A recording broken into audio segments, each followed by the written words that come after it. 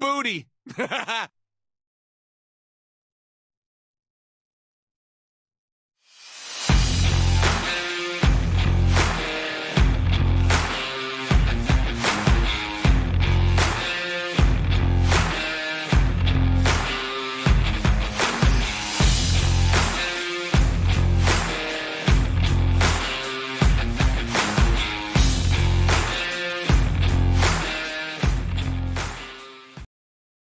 Yo, grinders, what's up? It's Monday night. How's everybody doing? What's going on with my video? What's going on with my thing? It's stuck? Whatever. Oh, man. Yes, that's right. Some heavy metal. Some grind saws in the house. What is going on with my... whatever. Leave it. Leave it. Leave it. That's okay. It's Monday night. Oh, yeah. We're ready. How you doing, everybody? Ragnarok is here, and it has delivered. You're my number one customer. How's everybody doing in chat? SaintsU.com. How you doing? Impatient Fire, the Claymores. Amanda Pemberton, how you doing? Ryan, Corey Massey, Geo Knows Gaming, what's up? Oh, man, mobile game. Pentiment? Pentiment? Yes, Pentiment. Reviews have dropped. Josh Ayers, Game of the Year, they're saying. Don Juan Sean. Carol, Neil, how you doing? Sonic Moore. Sonic got the shaft. Yeah, boy. How you doing? What's up? Compost Smurf, Neil.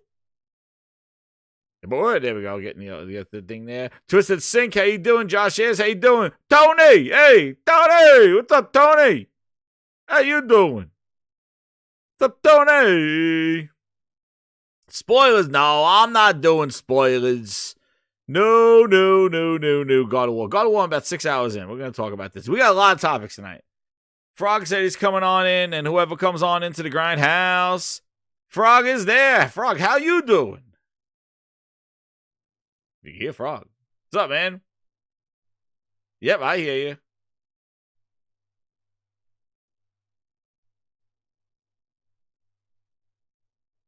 John Talk. Make sure they can hear you. Hold on. I hear you. Let me see. Let's see. Desktop audio.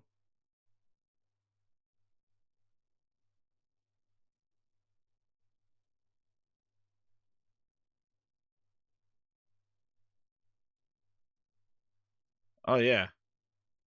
Let me make sure they can hear you. I don't see you. Wait a second. Let's make sure. Guys, can you hear? They can't hear you, Frog. There's something going on here. Oh, you know what? Hold the phone. Hold on, Frog. We're going to have some. There we go. Goddamn. Philness. Oh, shit. Hold on. I know how to fix this crap. I'll fix this, Frog. We'll get you in here. Yep, exactly. The Phil Nest tried to attack. Thank you. I caught that right away. Yeah, Frog. All right, so can they hear me now? Now they can hear you. Now you can hear the Grindhouse. Nice. Yeah, I fixed it. We tried to Phil Nest us. We got it. And Frogs, I just want to make sure. Can you hear the grinds board? Booty. Yes, I can. Excellent. Booty is in the house. We're ready. Frogs, yeah, what you up to, man? So, man, I've been going for a while, but I got back and I bought like 4 or 5 games. Some of them I probably could have waited for a sale, but you know, some of them I'm saying, okay, so we know I bought COD because you know I'm a COD simp and I can't help myself. Now, what happened is my wife really wanted to play this year's COD, and what made her want to play this year's COD was she saw it had third person, and she was like, "Oh yeah," she was like, "We got to try that." Yeah, and that's all we've been playing third person. There's some problems with it, but I tell you what, third person is just they should have just made this whole game third person, in my opinion. Really? Yeah. Yeah. Now they're apparently bringing the third person to the Modern Warfare to the Warzone too, right? Yes, they are. Which holy shit, Sorry man, to I hear feel that, bad Frogs. for people. Oh Jesus. Yeah. So I think third person is how they really should have changed Call of Duty this year. I think it should have all been third person. But I understand why it's an option. Yeah, and I'm gonna tell you, man, it's a different feeling. It feels like, I'm gonna be honest with you, man. It feels like if they kind of did SOCOMs, I kind of feel like it wouldn't be this twitchy, but it'd be similar. Because third person, you got to be a little bit more tactical. Like Chad's saying you it's can kind run of cheating with the third person. No, it's not cheating with the third person. It reminds me in a lot of ways of SOCOM. In a lot of ways, it reminds me of SOCOM. Not as it's just third person is not cheating. They had third person COD before. If you're younger, you might not remember it, but third person was there in COD before, and particularly Modern Warfare. Modern Warfare 3, I think it was. They had third person. So third person is not new to Call of Duty. It's just some people, they want same old same. That's what's really fucked up about gamers. Gamers will complain about something, and then when it changes, they complain about that. They don't know what they want. They really don't know what they want. People have been asking for COD to change for years. When they change it, everybody fucking whines and bitches and complaining. And I get sick and tired of hearing that shit, man. It's like, you want something new or either you don't. These young gamers don't know what the fuck they want, man. I don't know, man. They don't know what the fuck they want, man. I really haven't tried the third person. COD, right? It's okay, but like I find that the animations take me out of it. I feel like I'm playing for a camera. Now, let me ask you a question, Jazz. When you play, when you go to zoom in and hit somebody, you don't go into your weapon, do you? Oh no. They fixed that because that was in the beta. That was horrible. No, now it goes over the shoulder unless you have a scope or something like that. 4x scope, right? So if you have 4x scope, now there's some problems with third person. Don't get me wrong. I'm not going to act like third person is like it looks wonky. Like it doesn't look smooth like for a real third person camera. It needs to be farther back. I will say that it does need to be farther back. I think you're too close. Yeah. Your Kratos close. They're saying Phil's gonna save it. Phil's gonna save COD. Right. Now let me ask you a question. Getting into these topics here. Yeah. Because we got a lot of topics and we got voting here. Did you get your PSVR email? Did you? No, I did not. VR2 email? Okay, because I did not get it. I checked again before the show. I tell you, like that Sony crap where like you're in a queue and stuff like that. Sony's really bad for that. You have to really it's super random. It is. I saw these people online getting it, and I'm like, I signed up immediately for that thing. Yeah, I did too. There's some trash. But no, I did not get it. Now what do we got to do? Now we got to go hunt around on Best Buy and Target. But shit. I wouldn't stress it. I'm gonna tell you why I wouldn't stress it, because I think that thing is gonna be ready accessible. What time does it go live? Impatient said. Any grinders get that email? Sure. I'm gonna put. We're gonna have a lot of I'm gonna try to do some surveys tonight. We're gonna do some surveys, start a poll. So since I've been gone, I picked up a couple other games. So I picked up I don't know if you guys want to know this. I picked up Sonic. Oh, you did? Frontiers. And holy shit, I can tell you, man, like it's been a long time since I enjoyed the Sonic game. I'm really fucking enjoying this one. Yeah, there's some issues with it. I'm not gonna say there's not issues, but shit, I'm really enjoying it. The fucking music is the music is what makes that game really like it makes it a Sonic game. You know what I'm saying? Like you're playing Sonic when you start listening to the soundtrack. You're like, oh shit, and this. Hello? Phil Nuss got you. He don't want to hear about Sonic. He didn't buy Sega yet. Can you hear me? Yeah, now I hear you. Wait, can you hear me? I hear you. Yes, I checked my spam. Okay. You know how much I've been living in my spam box all day today, trying to look for that stupid PlayStation email. So I picked up Sonic, picked up Call of Duty. What else I pick up? My John Tar edition. Got John Tar. I picked up some more shit. You're not gonna believe what I picked up. I picked up some shit I probably should have waited for a sale. You got God of War socks? No. So picked up my John Tar edition, picked up Sonic, picked up COD, picked up Gotham Knights. Got it on sale. Oh, damn. Digitally, believe it or not. I had a buddy. You're my number one customer. He had $20 off freaking thing he wasn't gonna use because he doesn't play on console. He gave it to me, so I got it for $20 off, which isn't bad. I've been playing it, and me and my wife been playing it, and for what it's worth, it's okay. The story is interesting. For what it's worth. What else I've been playing? I picked up something else. I picked up a couple of games. Like I said, I got back And I was like, shit, I haven't played games in so long. I got to play something. So I just started buying games. Frog's wasting money, Frog. They're saying. They said that John Todd editions have a squeaky hammer. The squeaky hammer? I don't know, they're saying you're wasting money. I don't know. I mean. What else did you get? I guess, let's see. I got Pentiment. No, I'm only joking. No! No, I didn't get fucking Pentiment. Fuck that. You mean Xbox's game of the year? Nah, fuck that. Oh my God. That's the next topic after that. That's hold on. So I did do something with Xbox. So, I was trying to get rid of my Series X, right? And I thought it was a guaranteed sale. So the guy that was going to buy it off me ended up getting a PS5. What? And he was like, yeah. So he was going to buy my Series X off me for $400 with 5 games, 3 controllers, with one of the controllers being the Astro eSwap, which is that's $180 controller. He went to freaking, I think it was Best Buy or some Target. And they had a fucking PS5 with the God of War or something. He bought that instead. Game over. I was like, shit, I couldn't even get them all set up. Dude, you had all the Phil Ness package set up. I had the Phil Ness waiting for him. Dude, you know what he said? This is what he said. He says, "Man, I'm sorry." He's like, "Man, I just couldn't resist it." He's like, "God of War just came out." He's like, "I gotta play it." And I was like, "Fuck." Dude, so you had the Phil Ness package for him. You had it all packaged up. You had it all packaged up with a green bow on it, all ready to deliver to him. He says, like, so I had to make a decision. It was either go to GameStop and trade my fucking Series X in and get $330 for it. Goddamn peanuts. Hold on, check this out. $330 for it, right? Buy the console. But if I wanted to trade the games in, one of the games was like 57 cents. And I was like, this is why I'm fucking GameStop. Then they didn't take back my eSwap. Let me tell you something. Do not buy any fucking controller. Like, don't buy those fucking controllers that you think you're gonna get extra back paddles and all that shit too. Like, you're not gonna be able to say that shit. Who the hell's eSwap? So eSwap is Astro. Astro makes a controller called the Astro eSwap. Oh yeah, was that thing like $100 and something dollars? It's $180. I got mine for $90. So I got mine for $90 when the Series X came out, right? So at this point, I guess I'm just stuck with a fucking Xbox Series X. Nobody wants this shit. You hear me, right? Nobody fucking wants it. Thieves, degenerates, lowlifes, thugs, criminals. When Frog's telling this story, I'm just thinking of Jingle All the Way, or Frog wants to get that Turbo Man.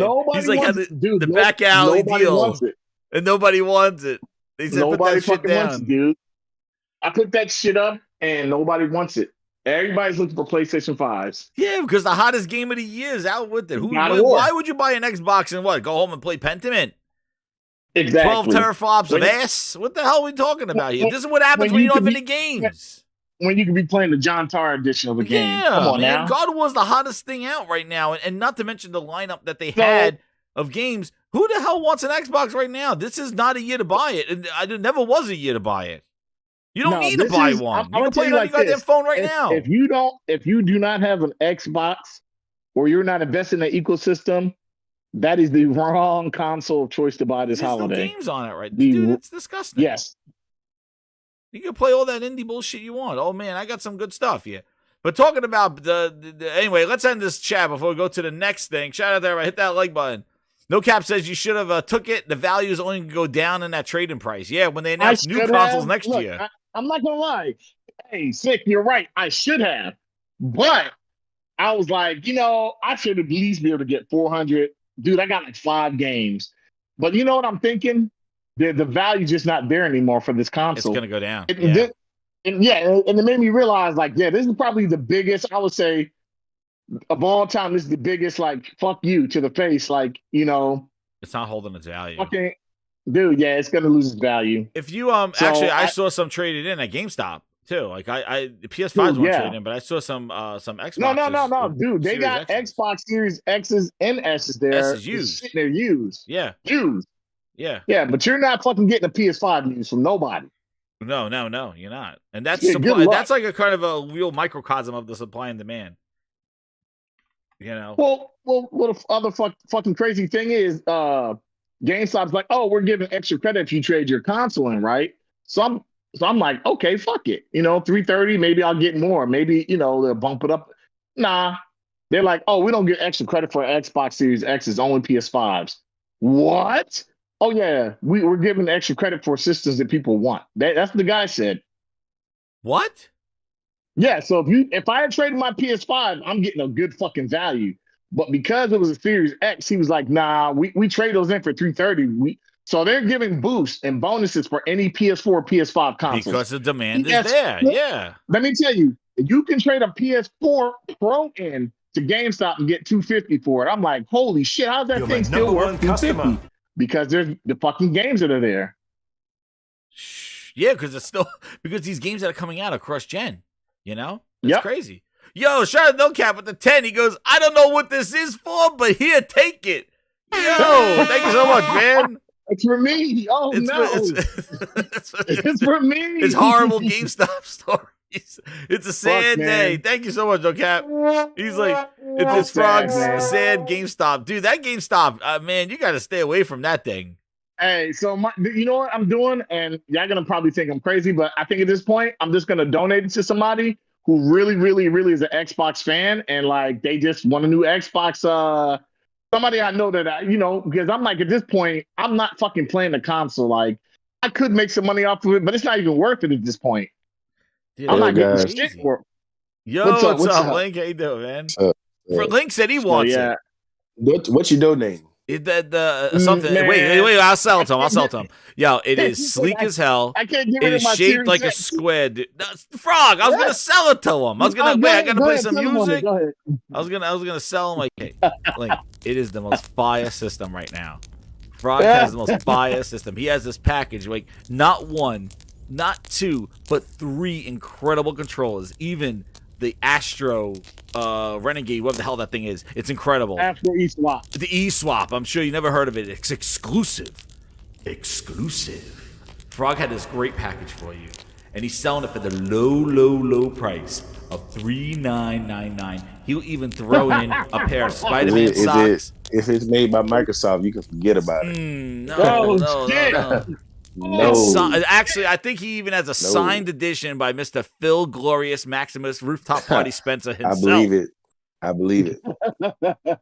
He will throw in Frog. What else can he throw in to make this package sweet, Frog? 5 games. Holy, look at this deal. 2 extra controllers. This is the best deal in gaming right now. Whatever your name is. Copy of Gears of War. Jesus, 4 copies of Gears of War. Did you ever play the first one, the second one, the third one? I got them all. Right now, you can play them all. You ever hear this little game called Halo? Yeah. Look, I've never usually typically, I won't say I have regret for buying consoles. I think I regret this and the Wii U because I'm just not getting I'm not getting shit out of it. Oh my God, Frog, this is not good. Oh my goodness. No, it's not good, but it's okay. You know so what? I don't. You can. I say try to sell it on eBay. Okay. Sell it on eBay. Hey, Jazz, it's gonna be okay because 2023 is gonna be the year of Xbox. As all these other guys are saying. You're right. It's the year of Xbox. Yes. It's the year of Xbox. We got Bleeding Ass coming out, part 2. Bleeding Ass part 2, new DLC, the new characters. New DLC for Bleeding Ass. Your ass bleeds I can't believe that nobody wants to play that game to play. Nobody wants that console to play Pentiment. You know, even if it's not for you, it's for the kids. The kids will love Pentiment. Yep. It's incredible. It's their game of the year, man. This is what they're going out on friggin' Pentiment. Like, nobody wants this shit. I can't. The demands is going to die down. They're going to announce new consoles next year. You know that. And what's so crazy is that I can't blame the guy, man. He's a good friend of mine. He was like, he was going to buy it, dude. He was going to buy it. He was like, what do you want for it? I was like, whatever you want to offer. He's like, well, how much did it go for in the store? I said, dude, you give me $400. You can have 5 games, 2 extra controllers. I said, I'll try to find a webcam and shit, throw that in. He was like, okay. and then he fucking goes to Target. He's like, yo, Target got PS5s. You know that? I was like, no. He's like, yeah, I got one. I was like, fuck.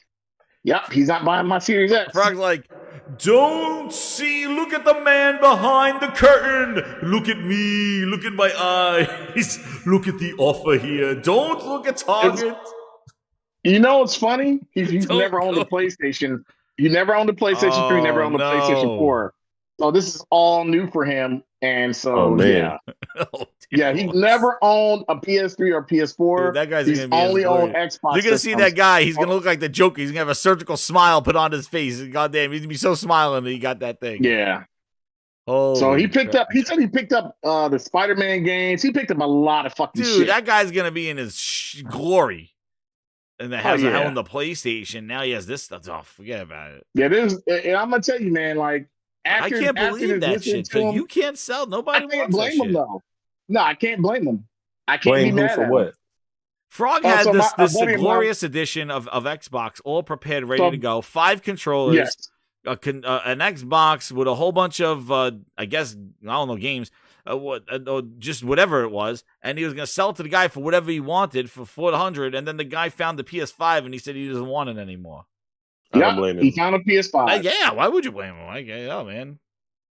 Yes, sick. Trust me. Oh, my God, please. I got some tweets. I'm not mad at I got guy, some receipts for that I'm one. not mad at him. That man's never looking back, they're saying. Oh, no, I wouldn't. You know, honestly, if I hadn't ended up getting my Xbox for free because of some screw up by Walmart, it would have been a very major. I mean, it's still a disappointment, and I got it for free. I got rid of mine, dude. When I this saw the thing is writing on the it. wall with that But you shit. got a PC though. Yeah, I don't have a I PC, know. so But I had the thing. I'm gonna hold on to it. I had it for over a month, and I saw the writing on the wall with that shit.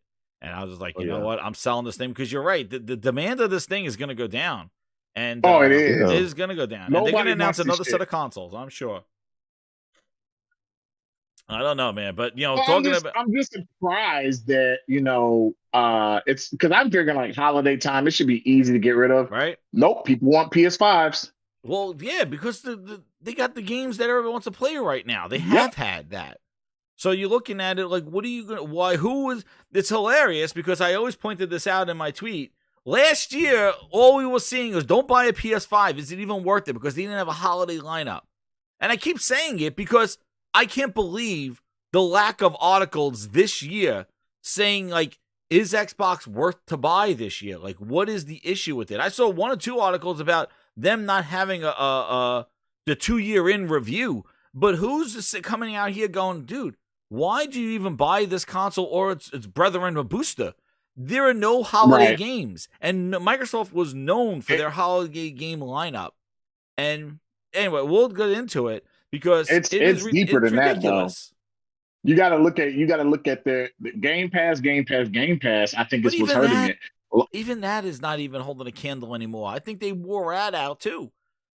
Mm-hmm. Game Pass what? They got a Plague's Tale, and they're talking about like it's the amount of stuff that's in that Game Pass right now. It's like for the same, and this is the thing.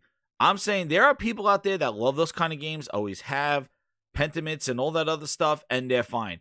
But seeing the same people that I saw rag on PlayStation for Indie Station are now loving this shit, and they made fun of PlayStation for having indie games, and then they're like, well, we got Titanfall, we have this, we have Rise, you got what? Stardust HD? Some bullshit like that. Some like what was the other game?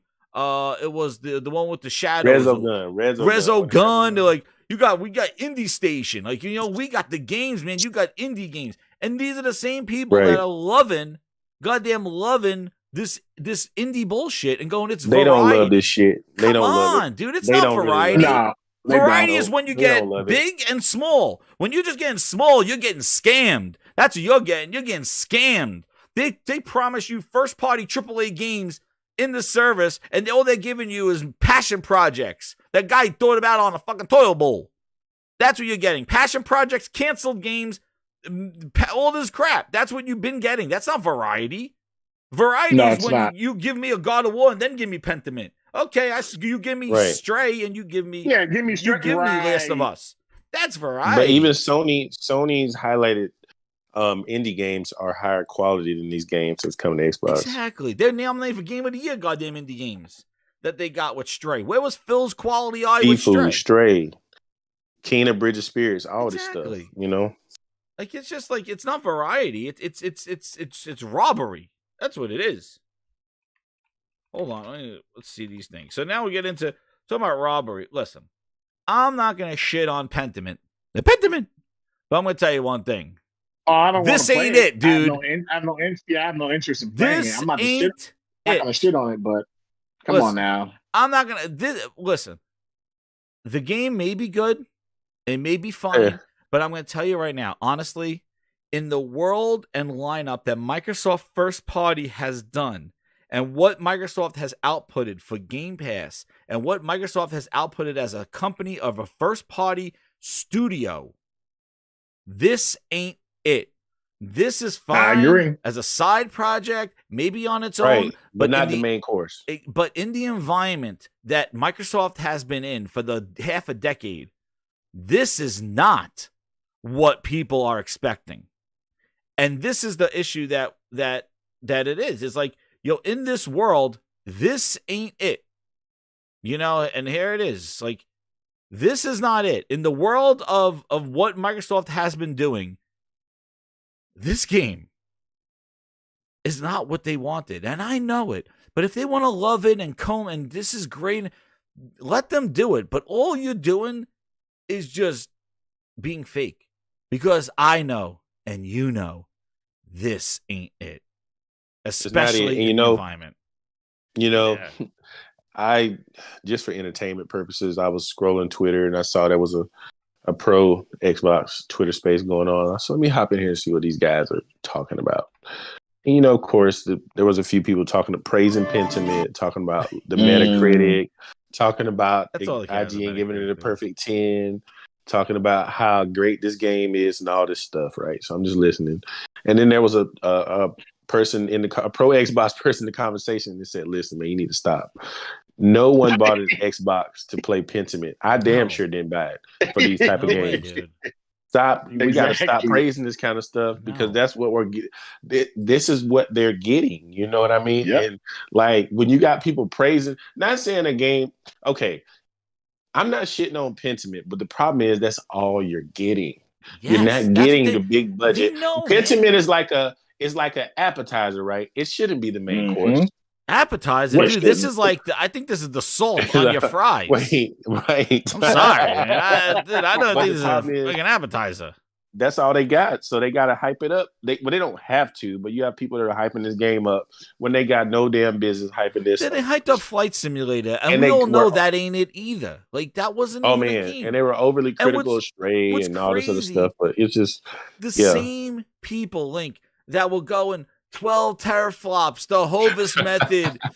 This has DNA or Phil's DNA baked into the chip and chewing on chips and grabbing ass. Like the same people that I see on Twitter, on their YouTubes. You got something baked in it. Talking about baked in shit, Hovis method, bring on the Amish guy and have him tell us about the hardware and all this shit. And the same people that championed like, no, Sony got 1.2 goddamn RDNA. We got 3.0 Phil's DNA in your eye. Like, I don't know what the fuck they were talking about, but they were talking about real-time ray tracing baked on the chip.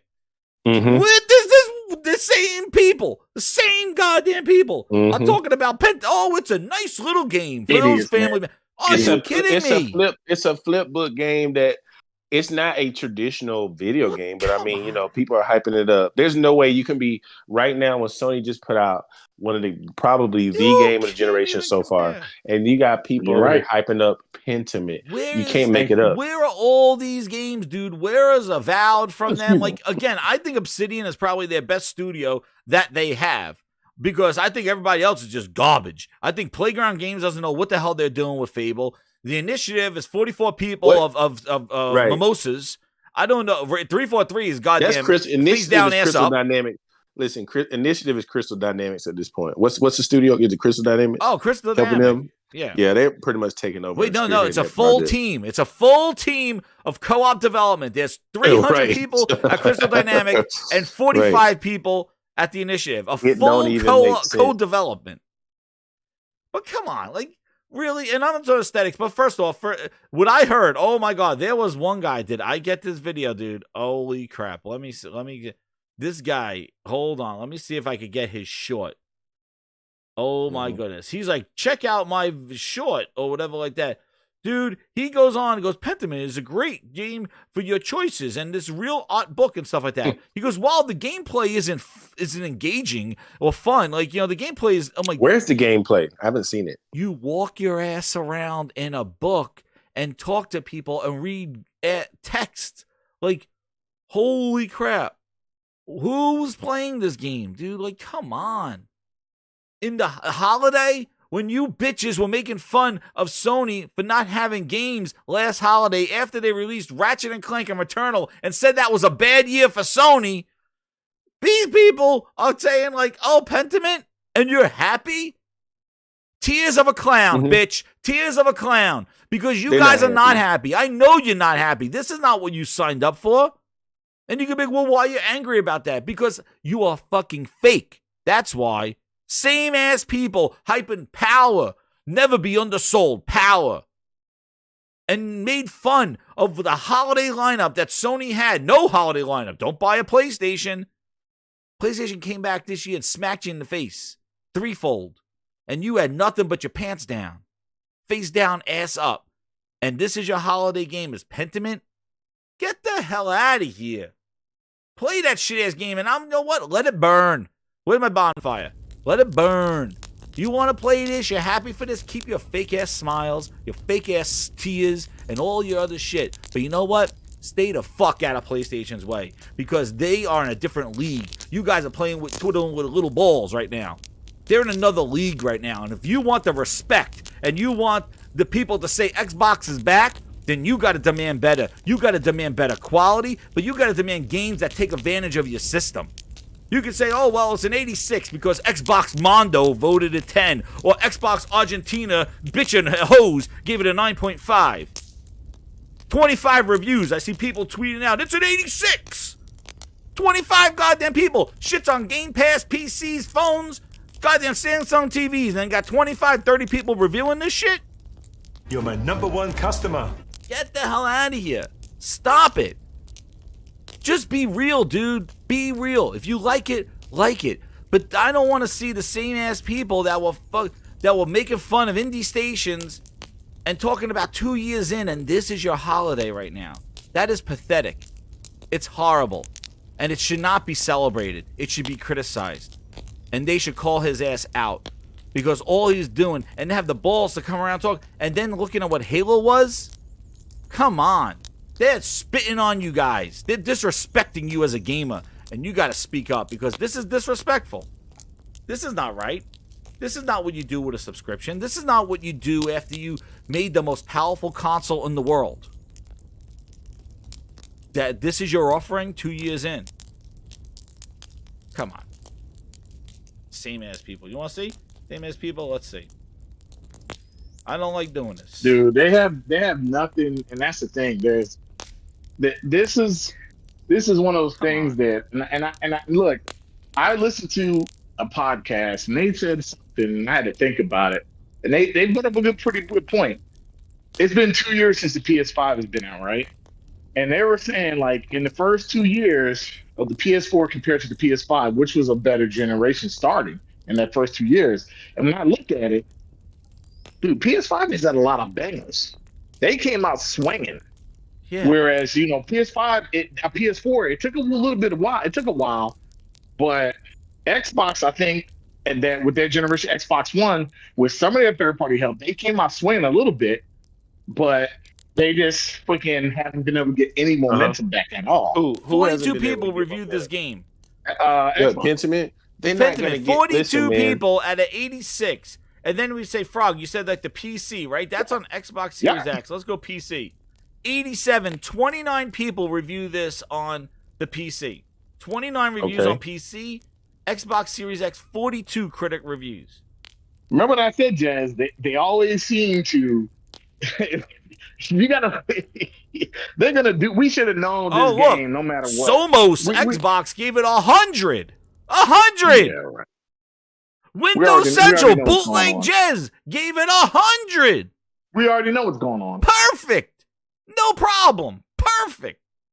Yeah. Generation Xbox, Generation 95. Yeah, we know what's going on. this is the thing you have IGN to France. expect. Aren't those the fuckers that gave God of War a 6? No, Korea gave him a 6. No, IGN France. Who was the IGN? IGN Korea? IGN Korea. Oh yes, shit! IGN Let's see what Korea, they gave this one. Which I don't think they count as far as Metacritic goes, but Pure yeah, Xbox they gave God of War like a 6. gave it a 90. You think? Pure Xbox. Xbox Era an 87. Mondo Xbox an 83. Look, when we get Xbox into Achievements gave it an 80. when we get into our spoiler free God of War talk, I'll tell you some of the things I feel about it that I can tell you today. Oh, Stevia got their review copy out. They're not saying, do you wonder where our review copy is? What does Stevia say it is? Oh, they said it's an 80. They got their review copy. They didn't come out and go, oh, do you wonder where our first party Xbox copy is? Dude got Pentiment. They got their shit. I'm reviewing my shit. 80. Mm-hmm. Yeah, they got their shit in time. Pentiment an 80? Yeah, they gave it an 80. So I wonder what they're going to give God of War. Stevia 2 sugars. Oh man, you can't trust. You already know. What They didn't have a tweet do. going, are you wondering why we don't get Xbox first party? No. They had to make that preface about like PlayStation and shit. We already know what's up. GameSpot gave it a 6. They must have shit in their cereal. Well, but I don't understand it. 42 people. Why are 42 critic reviews? You look up God of War. Like, how are there more people reviewing God of War than Pentiment? Like, shouldn't there be around equal? Like, like, shouldn't you have God of War Ragnarok? Why is there 126 people reviewing it? And then you look at Xbox, and Pentiment has 42 people, and then PC has 29. They don't even have 100 between them. Where the hell are all these other reviewers? Are they just not sending it out to everybody? They're trying to send it to a select few that will give them their high grades? Is that what we're looking at right now? Maybe. If Sony could blacklist Stevia 2 creams, 1 sugar, then maybe Microsoft's like Xbox Generation, Xbox Mondo, all our guys have Xbox in the name. We're going to send you review copies, and, I don't understand it. Where 126 people? Where are the other 30, 40 other reviewers for Pentiment? They don't all have they got they praise Game Pass. I know they have it. PC Link. They could play it on Samsung TVs. They could play it on their goddamn phones. They could play it on their goddamn Xboxes. So they don't even need an Xbox to review the game. Most of them didn't want to play this game. Well, did Xbox not send it to everybody? Because I don't understand how God of War, 129 people reviewing this shit. Hell, they even got one dude on goddamn PS4 reviewing. I feel bad for him. WCCF Tech, goddamn one guy over there on PS4 has that. Like, I just don't understand. Where's the equality here? Like, why is Pentiment getting reviews of so lower, like, and meanwhile, it's playable everywhere. Remember? More people have played the game. Where are all the reviewers? I don't understand it. I don't know. Like, are they just sending it to a select few or who are in bed with Phil Spencer, and those are the ones that they're sending it to give them the kind of the goodness? It makes no sense to me. Well, who are these other reviewers? Where are all these people? Are you telling me that 40 fanboy PlayStation websites that are reviewing God of War that Xbox can't access? Who knows? I don't know. It makes no goddamn sense. But for a game that's available on so many platforms, you would think the reviews accessibility would be out of the charts, right? It would be off the charts. I got 2 super chats here. Oh, a bunch of super chats here. Wait, hold on. We got oh shit, did I miss the 14 months? Hold it, Keem, wait a second. I thought I had I saw somebody with a member one. I'm sorry if I missed that. You could just put that in the chat. I'll read it for you. Because I don't see that one.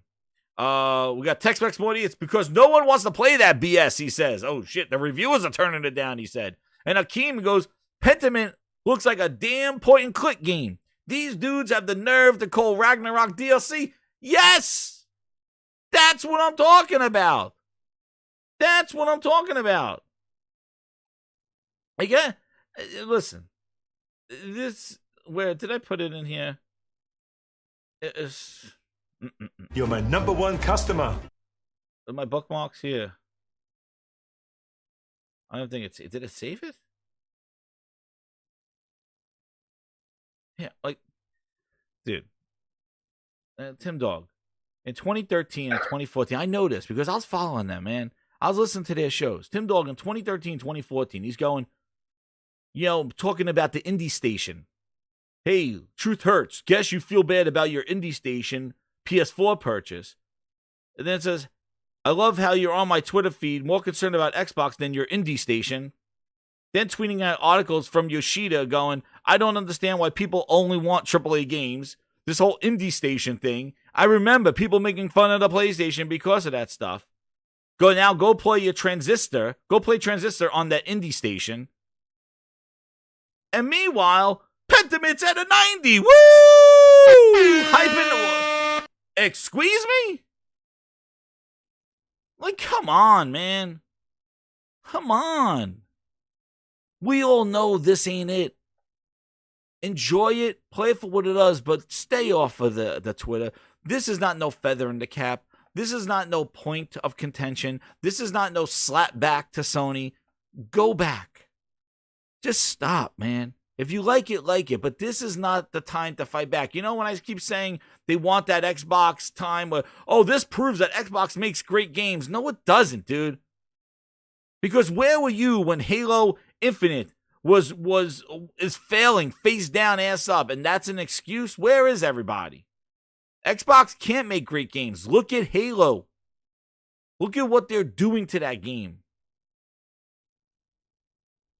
Like, come on. The Game Night 123, he goes, I got the platinum for God of War Ragnarok. All I gotta say is, yep, game of the year. Sorry, Elden Ring. I had the platinum for that game as well. Thank you so much, Game Night. I'm 6 hours in. I do not have the platinum, but my God, congratulations. And I'm sure I can't wait. But I just don't get, and I don't like to do, I know. Because I was there. Disgruntled Xbox fan. I know. Did you used to be brainwashed by the green Kool-Aid? No. I like the games that Microsoft was bringing. Titanfall, Rise. I'm telling you, I went for the games. I didn't want to play indie. I thought it was silly to buy a PS4. I never played this Rise. But I'm saying, I thought it was silly about to go buy a PS4, run out and go get one to play Stardust HD, and what was the other one? Nah, I don't agree with that. I wasn't going out and doing that stuff because Microsoft was delivering Dead Rising 3. They were delivering Rise. But Jazz, how can you say that though? I wanted to go to the games, dude. No. How can you say that when you know every generation PlayStation is gonna deliver great games? You don't know that about Microsoft. I have a PlayStation. And, I have a PS2. But what I'm saying is like going out and saying, why would you buy a PlayStation 4 in the launch? Why wouldn't you buy one? Because I didn't know what they have. Like I played but they have a pedigree. But they have a But you know dude, it's coming. See, no, that's the thing. And I they don't had buy games off in the beginning. No. But they had games in the beginning. I mean, yeah, they didn't have a lot of big games. That's why. But you got to say, had the beginning of the Xbox games. One, they had some pretty. Titanfall was like, I thought Titanfall was the only shit that I liked that they had. But they had that lined up, and you knew that Halo was coming. Rise looked like trash to me. The game. Rise though, but Rise was. I knew Rise was going to be one of those launch games that was going to look good. It's a showpiece game. Hey, look at my system. I knew it wasn't going to be the one of those gameplay. When games, I saw the gameplay, I was like, absolutely. But it was something to show off the potential of the console, which we never and saw. What was the other game you named? What was that? What else did you name? Well, Dead Rising 3. I never liked them games. I never played. Well, it was better than the other two because those are cartoony platforms. They went realistic with this one. Yeah. I never even those games. Yeah, they Sunset Overdrive was pretty interesting. Well, that didn't launch with the Xbox. I know it didn't launch, but I'm saying it came within the first couple of years. I was going over. Actually, I tweeted out when we were talking about the 2-year thing, and we're jumping around here. But talking about the 2 years, like the first 2 years of Xbox One were pretty crazy compared to what the PS4 was. Like I would argue that they had a better launch. Yeah, like a better 2 years. What development studio was that? Who made was that Sucker Punch? No, that was it was Insomniac. Right? Insomniac. Look at the exclusive that Insomniac made for Xbox, and then look at all the exclusive they've done with their history of PlayStation. It went downhill in 2015, 2016, right after they released Halo 5. They had Rise of the Tomb Raider, Halo 5, Gears Ultimate. That was their holiday lineup. Mm-hmm. And they had Fable coming out, which I played at PAX, which was pretty interesting. But it was a cool looking game. It was interesting with their online. Now that was all lined up coming out in 2015. Halo dropped, and then all of a sudden 2016 was when they started the year with shutting down Scalebound. Then they shut all those studios. They started talking about PC You're gaming. my number one and customer. Quantum Break really wasn't it. I thought it looked all right, but the gameplay was kind of not very interesting. The story wasn't that great. And that was the first one that I'm like, oh, this is really not a great Xbox game. Because, at the time, when you saw Xbox Game Studios behind something, it kind of had some better significance than what it does now. Back then, when you saw that stuff, you knew it was something that was coming. That was something of quality because it was first party. And their first party, since Quantum Break, I've seen has kind of went downhill. And that's the thing that I've noticed. Like, Quantum Break was the first one where I scratched my head. And that, when you remember, that was the one that got rebooted a couple of times. They changed the actor around. And that was an issue with that. And that game basically made me feel that I was like, oh, there's something going on. Then Recore, I was like, oh, that's not my cup of tea. Recore was like the first Microsoft first-party game that I did not buy. And that's when I knew things were just sort of going off the deep end. And they were talking more about PC stuff and talking about power and all this other stuff. And the games just weren't hitting. But that's Listen, man, again, you know what? It's as far as Microsoft go, until they start contributing something, I'm done really giving a whole lot of opinions on their shitty ass console right now. The output of games, they ended the generation with no games. They started the generation with no games. You would think that they would have learned something. With no games. That's exactly how I feel now. Think that they would have learned something by now. They bought all these goddamn studios and they're still putting out no games. So at this point, it's intentional. So until they start putting it is intentional. It got to be, because they're collecting subscriptions and not putting out any games. They keep putting these indie games and these tiny third-party games in here, and people are capping for it and continue to pay for Game Pass. So, you know what, man? Good for them. They won't be getting my money. I don't have an Xbox Live subscription. I don't have a Gold subscription. Dude. I'm not buying none of that shit. If they start putting out some games, I'm not paying for it. I'm not going to ever buy Game Pass again. That's the biggest ripoff in the history of gaming. Oh, yeah. But as far as I got True. I won't be giving them any money. Yeah, so I know what you mean, man. Like, and I was gonna show my tweet here for this thing. True the 2, he goes, God of War Ragnarok is hot fire. This is true greatness. Xbox, be better. Absolutely. That is dude, totally. It's not, where is it? Right here. Do not be sorry. Be better. That's right. That's right, True. We're gonna talk about God of War. But we just got into this whole the 2-year thing and all this other stuff. But this is what I said. Like, for the 2 years, this is Xbox 2 years. Halo Infinite, Forza Horizon 5, Flight Simulator, Pentiment, Tunic, which I don't know why Tunic is on there. Gears Tactics, Grounded, The Medium. I don't know why The Medium is on there. Somerville, The Ascent. I don't know why that's on there. Scorn, Crossfire X, 12 Minutes, Echo Generation. Holy crap. Then this shout out to Zuby. Here's PS5's first 2 years. The Spider-Man's. It launched with a better game with Astro's Playroom. Sackboy Demon Souls All Stars, Neo 2, which is given away this month in your subscriptions, best value. Woo! Returnal, Final Fantasy Remake. Oh, the DLC to games. Ratchet and Clank, Guilty Gear, Tribes of Midgard, Ghost of Tsushima, Fist, Deathloop, Kena, Death Stranding, the Definitive Edition, whatever the hell they call that shit. Endwalker, I can't even see some of these friggin' things. Jet.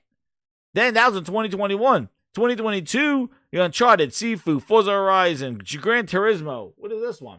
I can't even see this thing. What the hell is this thing? Babylon Falls. Oh, shit. You better hide that shit. Returnal, the DLC. Damn, they got DLCs to games that they put on the PS5 with co-op. Ghostwire Tokyo, Vampire Masquerade. Oh, shit. That's still exclusive. Yeah. Stray, Giga Bash, Roller Drome, Last of Us Remastered, God of War Ragnarok, Yeast. Children of Tomorrow, Mega Man 6, dude, crazy. And then when I was like, hey, remember the first 2 years of Xbox? I only put a couple in here.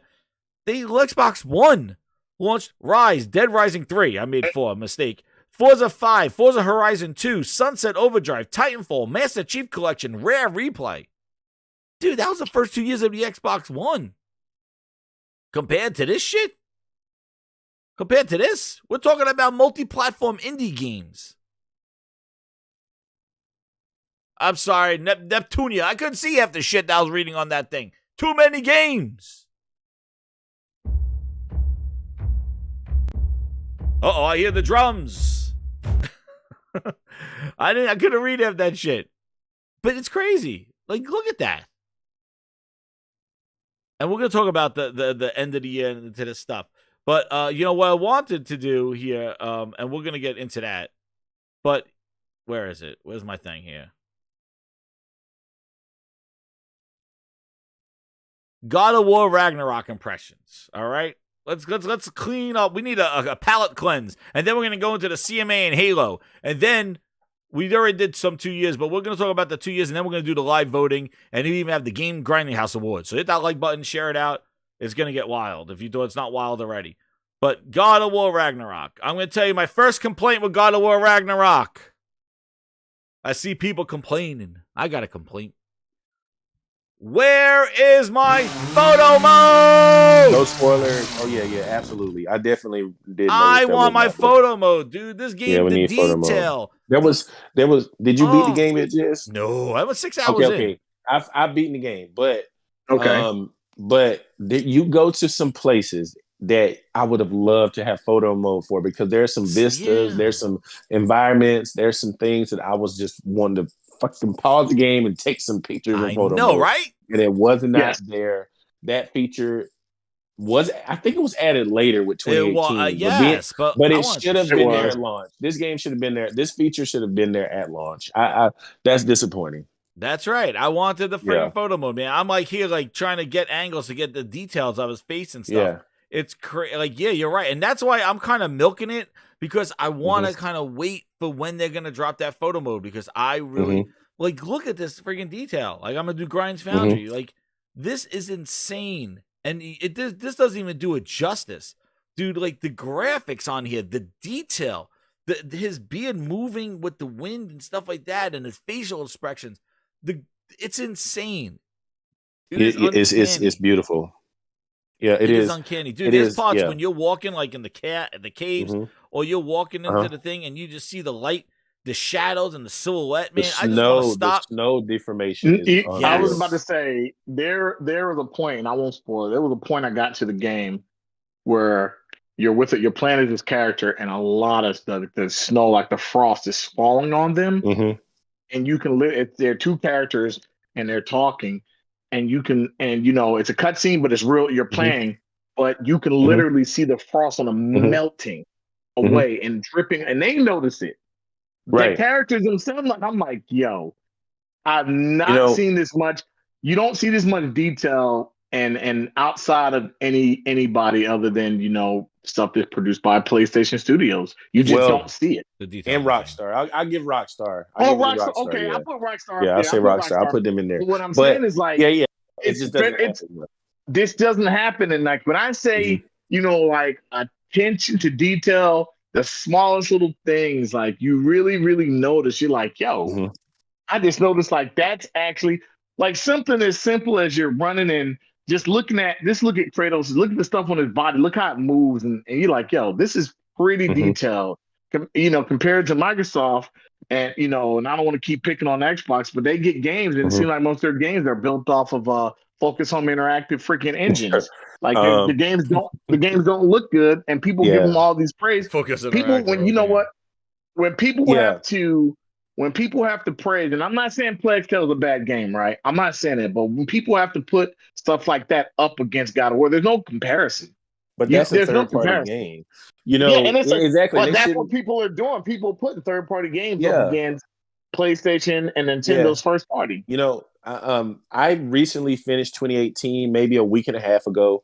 So I went through the game because I wanted the story to be fresh in my mind going into Ragnarok. And also I'd be able to kind of discern the differences a little bit more because I just played the game. And people are saying this game looked the same or full of shit because the character models, the detail, the facial expressions, the animations, when they talk, Kratos' model has more detail. There's a lot more detail in these characters. Even the side characters like Freya, is that her name? Freya. Yeah, in that first scene when you see her and she's like growling at you, and and again, the reason why I'm just showing some clip art stuff because I'm not showing gameplay or anything like that. Right. I'm just gonna show just some pictures of the face, and that's about it because I don't want to show any video of the game. But like one of the things is there were parts where he was laying down. He got up and had some crazy like reaction to a dream that he had, and the look in the eyes and the way he looked to the left and looked to the right. It was like it was uncanny how real it looked. And I just put up a poll right now. What looks better, God of War or Horizon? And I'll let the Grindhouse decide. And after we close the poll, I will answer that question.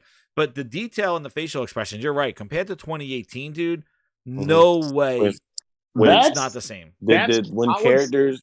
Go ahead. I'm sorry. No, go ahead. No, I'm just saying, like, man, when characters are talking and they're showing emotion, when people are shedding tears, the eyes are so realistic. Oh my god, the fur and the face, the fur. I mean, all of it is it's detailed. It's top notch. It's top notch. And I honestly say, just from if you're talking about a graphical standpoint, I would say we're not answering. Yeah, we'll let the Grindhouse answer. Okay. We're not going to sway the vote. Let's see what they say. We got 30. Yeah, I don't want to sway the vote because I got my opinion, but I haven't. We'll have our opinion on that poll. There's gonna be a lot of polls on this Grindhouse. This is the award show. We're gonna do some awards. Neither one of you guys have beaten the game, right?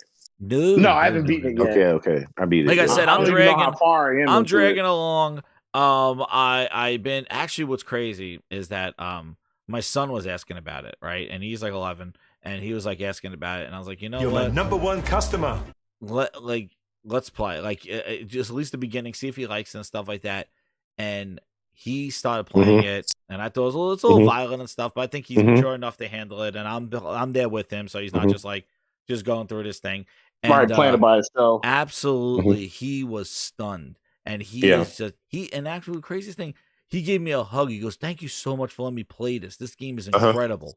And I was like, "Oh my god!" Like he plays Fortnite, he plays the game. He beat Spider-Man like 3 times, right? He loved that game, But like he was just. He couldn't believe, and all he kept doing was throwing the axe and retrieving it. And he's like, "This is the coolest thing," because he helped me unbox my John Tar edition, or not my collector's edition with the hammer, and with all that stuff that goes on in the beginning. It was just incredible, and he wanted to go home, and he's hooked. And I made him start up his own one, and he's playing his own. But like, it was just such a cool thing to say, and it was one of those things where it's like, show better. Like, hey, look what games are. Like, it's not just this stuff that you're used to. When there's something quality, you're mature enough to handle this thing. We're gonna walk through it, and also a father and son thing. So kind of like talking about the story. I recapped him on the first game, and he's ready. Like he was ready for it, and he just really enjoyed it. He's like, the combat's awesome, but he is engaged in the story because he likes the whole Thor and all this other stuff, and Odin and all the other things that go on. But it was such a cool thing to bond, like, again, over that. I know he won't throw it. That's right, Brian. He's going to take my hammer and throw it and smash me in the head with it. That's what's going to happen. But, dude, I'm just saying, the way, and this is, sorry, but I wanted to get one point out there about this thing. I feel, because I've seen some people complain about the puzzles and things like that, but I feel that something that Sony shares across their studios is pacing and storytelling. And I think they do a great job of, like, not having you just fight a whole bunch of people, like just wear your fingers out and just kind of get monotonous with all the combat, and then do a cutscene, and then do a whole bunch of fighting and character what are they, the hidden doors, they pop up out of the ground like Call of Duty style. They just keep coming at you in waves and just kind of wearing out the combat. Like I think the balance of, there's a section of combat, there's a section of story, there's a section of puzzles, there's pacing there, and it builds up, and Uncharted does that incredible, where it amps it up, but then it scales it down, and it gets you some kind of time to catch yourself, catch some like inside jokes and things like that.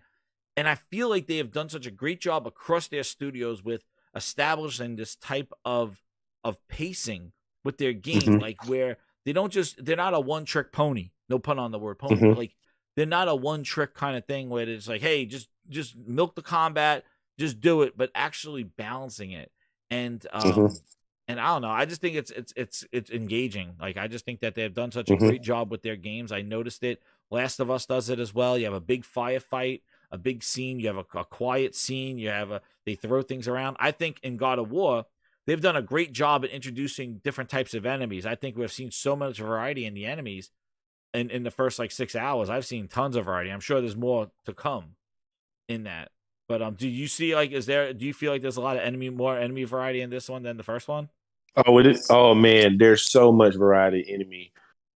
Each area has their own kind of different types of enemies that you'll fight in these particular areas you visit. The boss fights are all pretty much unique. You're not fighting the same troll. Actually, come to think of it, I don't even the troll that you fight in God of War 2018. Yeah. The one that's like they do it with different elements and stuff like that. Yes. You don't get that in this game. There's not You're repeated not playing multiple varying like a fire troll. If just the story mode, okay. Because what I did is I was like, okay, I don't want to get sidetracked by all the side content. I want to do the story. And then also the reason why I didn't want to do a lot of side stuff is because I would end up being too over leveled for the campaign. So I did want to have some challenge with the main story. And then what I generally do is I finish the main story and then I go and do all the side content. The side content is where the difficulty definitely ramps up as far as the bosses and stuff like that. But the main story, there's really not, I don't think, really any repeated bosses. There's so many different enemy types. There's so many different kill animations. There's just so much to this game. This game, just like Horizon Forbidden West, improved in every way. The major criticisms that they had, they tackled that stuff and they built on it. So, man, when it comes to story, I think the story is better. When it comes to gameplay, there's more variety in the gameplay. And There's you have more your Blades variety of Chaos to begin with. Like, I mean, when it comes to environments, also you go to some of this. Obviously, you're going to go back to some of these same realms, but they've expanded these places. So now they're much larger, and there's much more things to do in these places. So even just now that I'm doing side content now. Man, you can just get lost doing all the stuff that's in this game. I'm thinking to do everything in here is probably going to take me I beat the main story in about 25 hours. To do the rest of the side content, it's probably going to be 35 to 40 hours. There's more side stuff than there is main story. So yeah, actually, I did some side stuff there, and it took me a while. There's and a lot of I thought side it was pretty. Man. It could have been easily a main mission for the side thing that I did. In the game, it was like the smoke tower type thing, but like it was pretty much, it could have been a main mission, though, the way that it was structured and stuff. Like each tower had different enemy variety. You're navigating in this wide, open area, so you could grab any tower that you want, and each one had different type of puzzle to get to the top. And then when you got to where it was, you got different enemy combats and stuff. So it was pretty interesting. Wasn't there somebody complaining about the puzzles or something like that? They're saying that like that they feel like they were doing a lot of puzzles, and I think it had to do more with the what? There's some, but it's not a ton of puzzles, and they're not that difficult. No, I just think it's the pacing. I think people, I don't know why, because the first game had the same type of layout. Like it was a similar thing. It wasn't God of War 3. Like you just fighting. That breaks up the pacing, though. You don't want to go from boss fight to boss fight to enemy. These are those Elden Ring people, the people that love the Elden Ring stuff. And it's don't even know. Elden Ring. Oh my god! I don't know. Let me tell you something. But it's not Elden Ring, God of War 3, great, dude. Elden Ring was a great game, right? But there's no I just don't think you can compare these two games that much.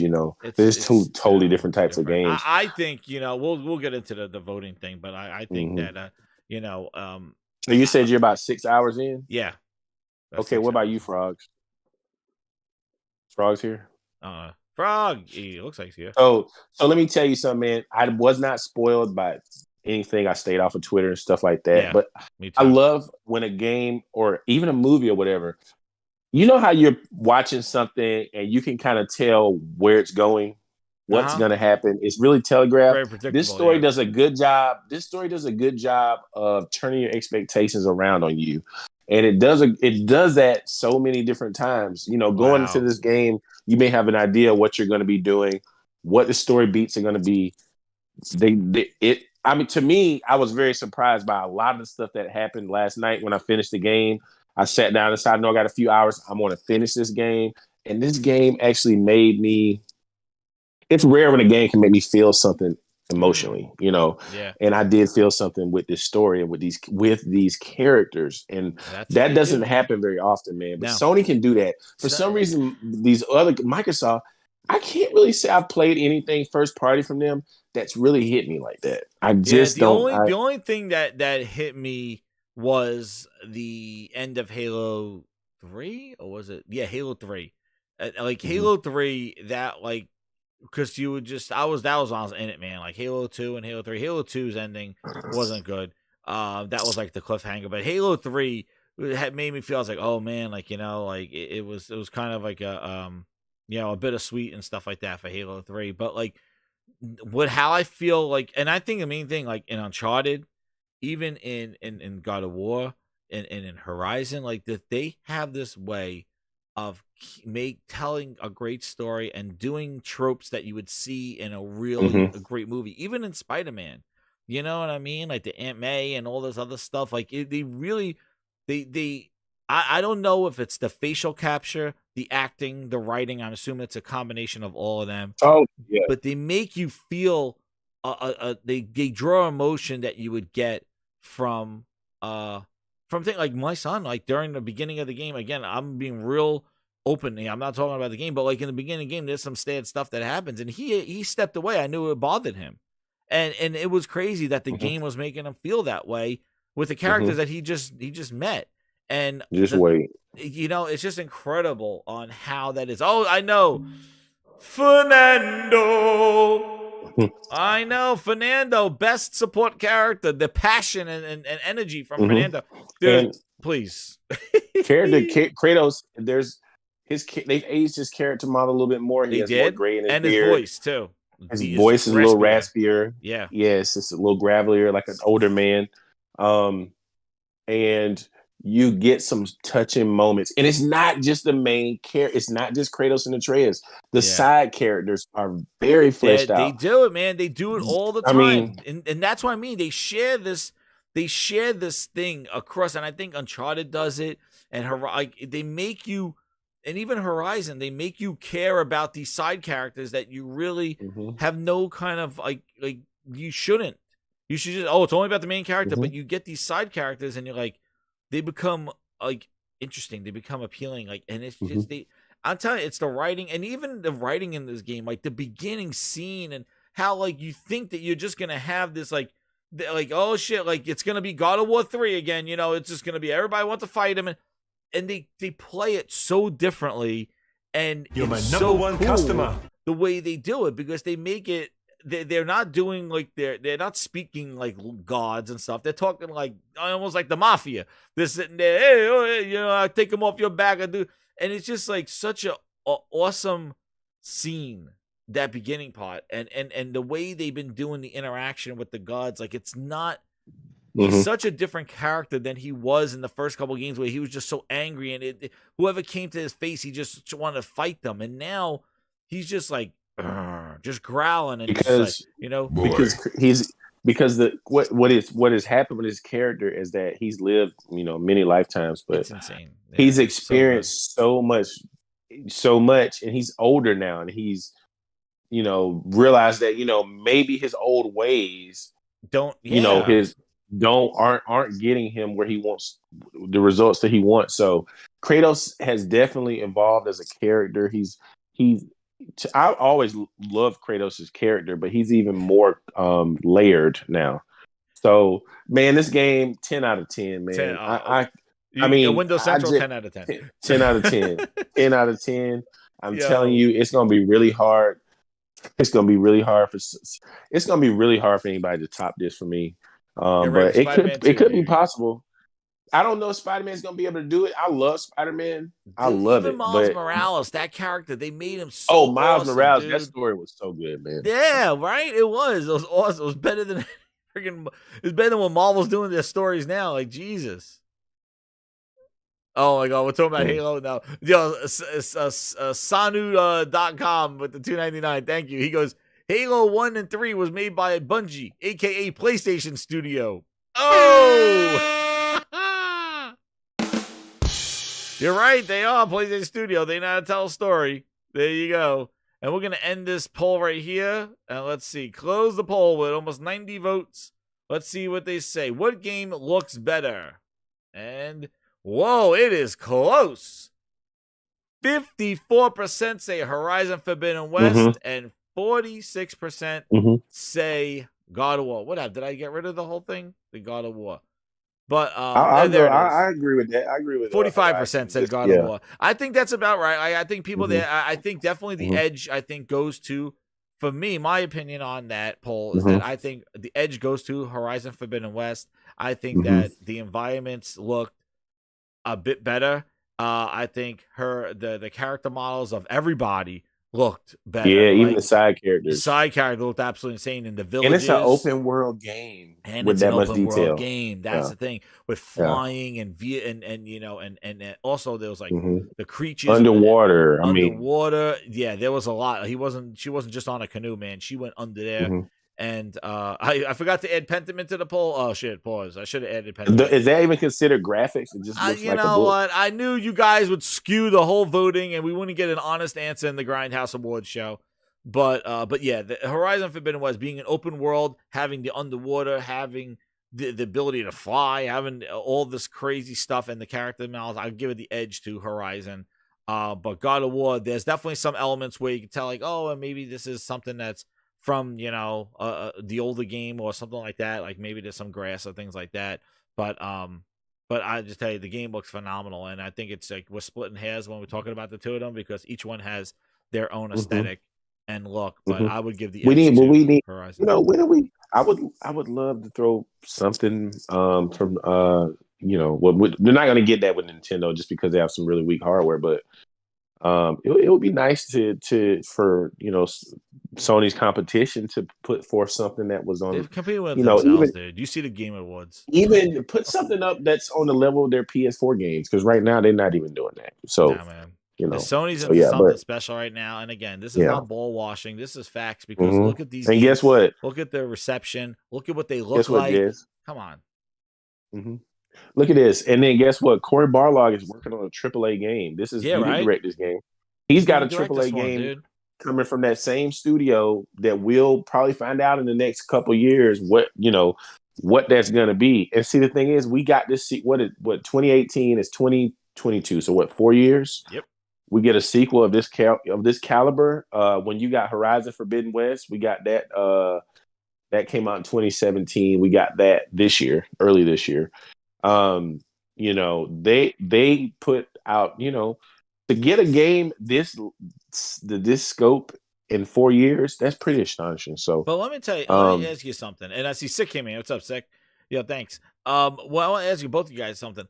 Like, do you think that is it very telling that they were able to release Horizon Forbidden West and God of War in this year and not push God of War till next year because they have a whole other slate of games coming?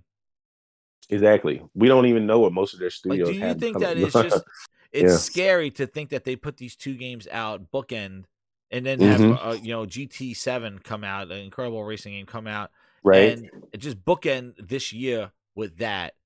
Like, is that a statement? Is that a stamp in the ground going, you're done? Like, this is it, dude. They came out with a couple of things. They came out with the fucking best racer in the world.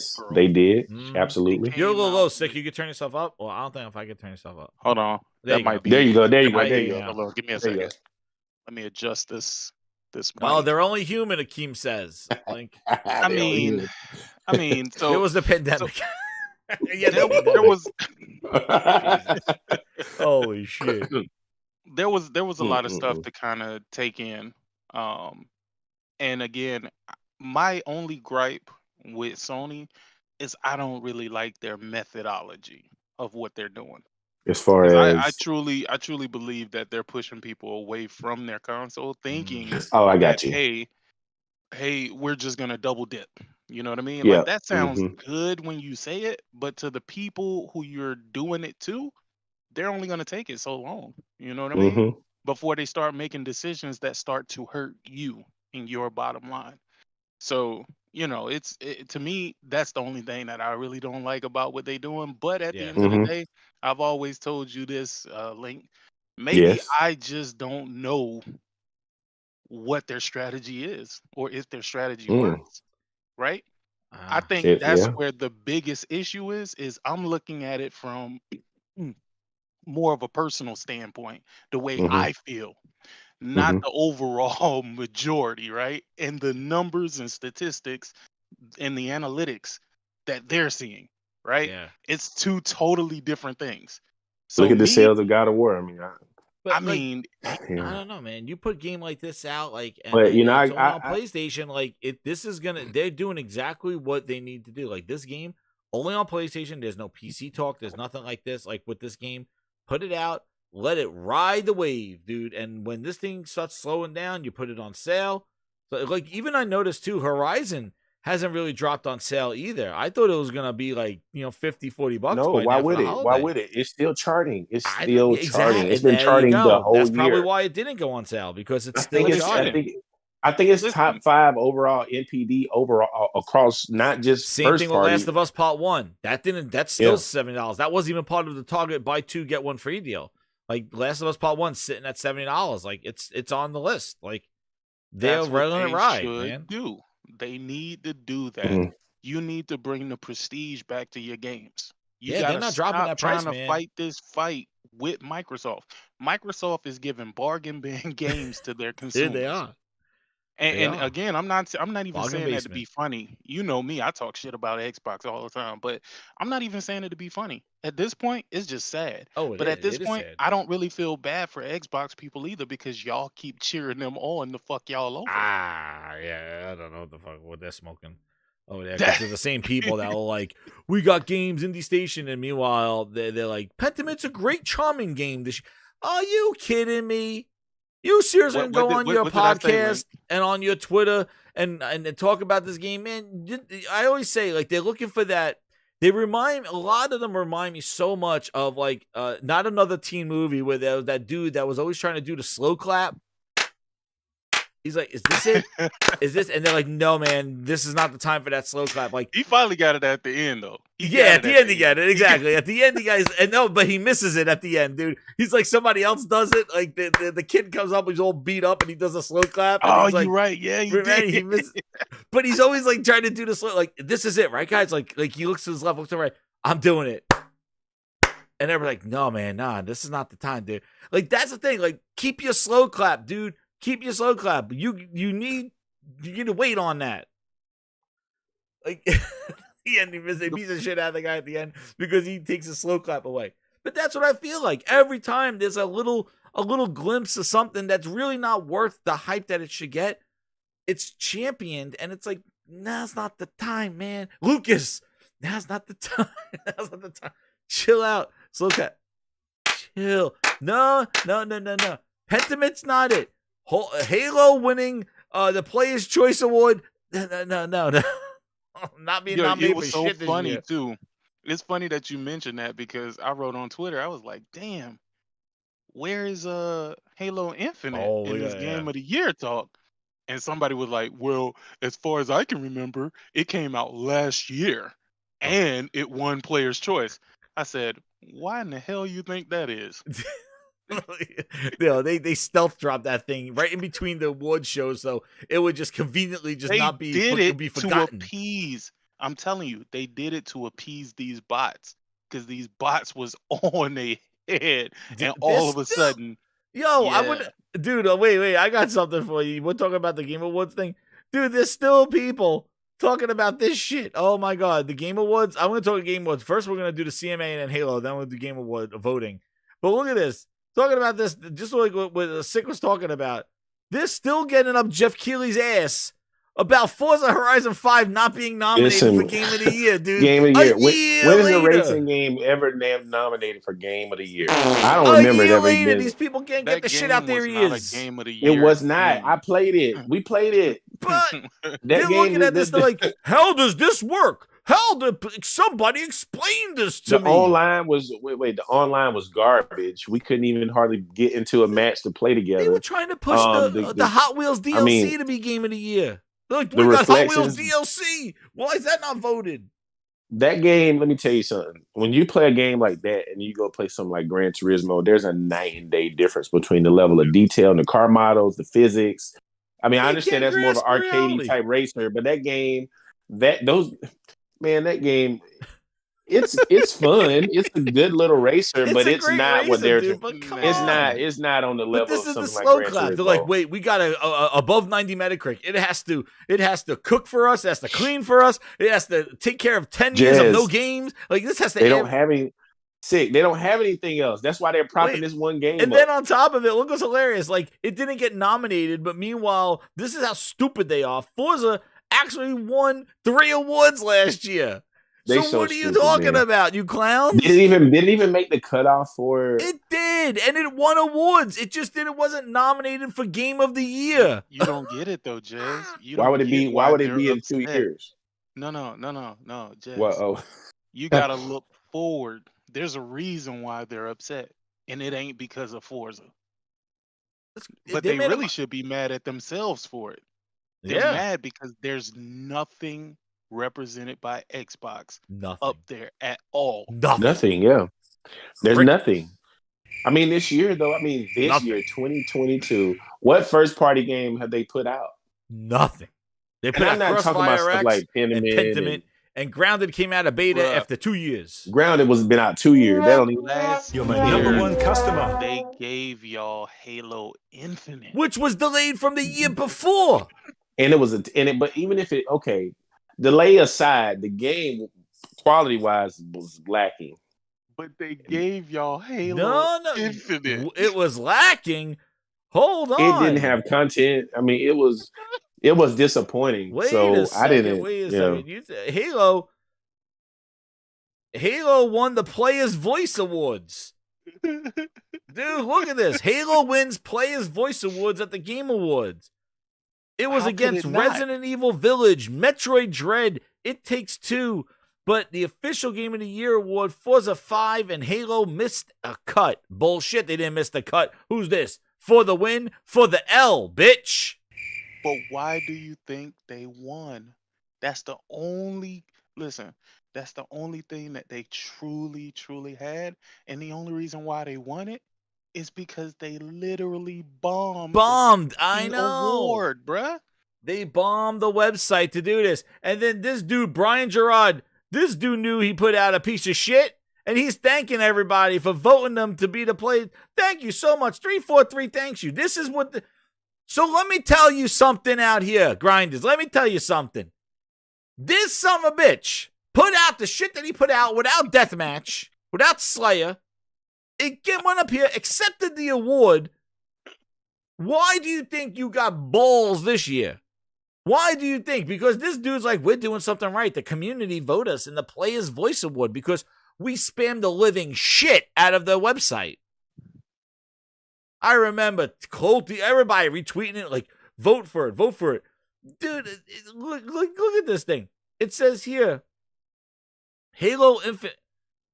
Last year's Player's Voice winner was Ghost of Tsushima, which prevailed over Marvel's Spider-Man Miles Morales, Last of Us Part 2, Doom Eternal, and Hades. Mm-hmm. Infinite isn't nominated for the Game of the Year category. Why would it? And last year's Game of the Year was Deathloop, Ratchet & Clank, and Psychonauts. They had a Ratchet & Clank in there last year. Wait, you said what? Deathloop, Ratchet & Clank, and Psychonauts 2. Was in the Game of the Year? Game of the Year. Wait, hold on. I can't remember. A couple of them games should not have been in there. Hell yeah. They can't figure out why Halo Infinite ain't in there. That shit. Do you see all the turmoil? They're so confused. Seriously, Jez. They can't figure out. I don't know. No, that's why they show they don't play it, man. How can you champion this game to be a player? What's her name? Shannon. What was the lady's name that was running the studio? Bonnie Ross. She had to step away because of family or medical whatever it was, but they pushed her ass up out of there. Away because she didn't want to be there no more. And she listen, man, this thing has been a disaster. They shouldn't even be saying that. They shouldn't be saying that at all. This game still does not run great. It's so frustrating. It's still lacking content. It's ridiculous. Fuck that game, man. It's so frustrating. Like, it's crazy. It's because just because it's a game and it's made by Microsoft, it has to be everything. It has to win because they know there was nothing on the other side of Halo. Halo was the best Microsoft ever has had. And if Halo's not doing anything and making the waves that it should have had, they think that it's a problem with the industry, not with the fact that the game is not of the standard of a friggin' Game of the Year game, and that's a quality problem on Phil Spencer. But they won't say, Phil, your quality, your studio management, it sucks. Like, how did you take Halo and turn it into some sort of complimentary award on the back ass end? It doesn't even get spoken about on the main stage. It's like some back end goddamn hand me out in the back. Players' Voice Awards, where the people of the internet could vote on it. Your industry professionals who review the game, those people hightail it out there and even view the game in the goddamn review in anything. Not even this year. Oh, well, it qualifies. I remember last year, they're like, well, it didn't make this year's cut, but it's in next year's cut. I'm like, are you kidding me? It didn't even get nominated for Multiplayer Game of the Year or Most Improved Game. It's some bullshit right there. Halo is done, man. You need to blame your Phil Maximus Gloria Spencer and Matt Booty, Ash Cheeks Booty, his second favorite booty. You need to talk to them because those guys are putting out shit. They're taking your franchises and shit them out. But if you don't put a product out that's worthy to be in these categories, you can't complain to anybody but the company that's making the content or not making content. No, they blame everybody else. That's what it is. They blame the ponies or whatever the hell they are. It's some kind of conspiracy. Oh, it's a bunch of ponies on the panel. I mean, they don't want to own up to the fact that, what has the output been this year, first party Microsoft output? They haven't been put out a AAA game. So, we're going to talk about I got to talk about that on the next thing. Bruh. Dude, it's horrible. What'd you say? What did you say, Sig? No, what's the second party output? He say, what's the first They party? Ain't got that either. Got anything. They don't have anything. Second party output. Nothing, yet, dude. What's the third party output? They're fourth party, fifth party. They got no fucking parties. Nothing. There's not. Honestly, you can go a whole 12 months really and not even boot that console. It's 2 years really, but that shit is just, parties, it is crazy, man. I forgot to shout out to all the VIP grinders in the chat. I forgot to. Quality Splits.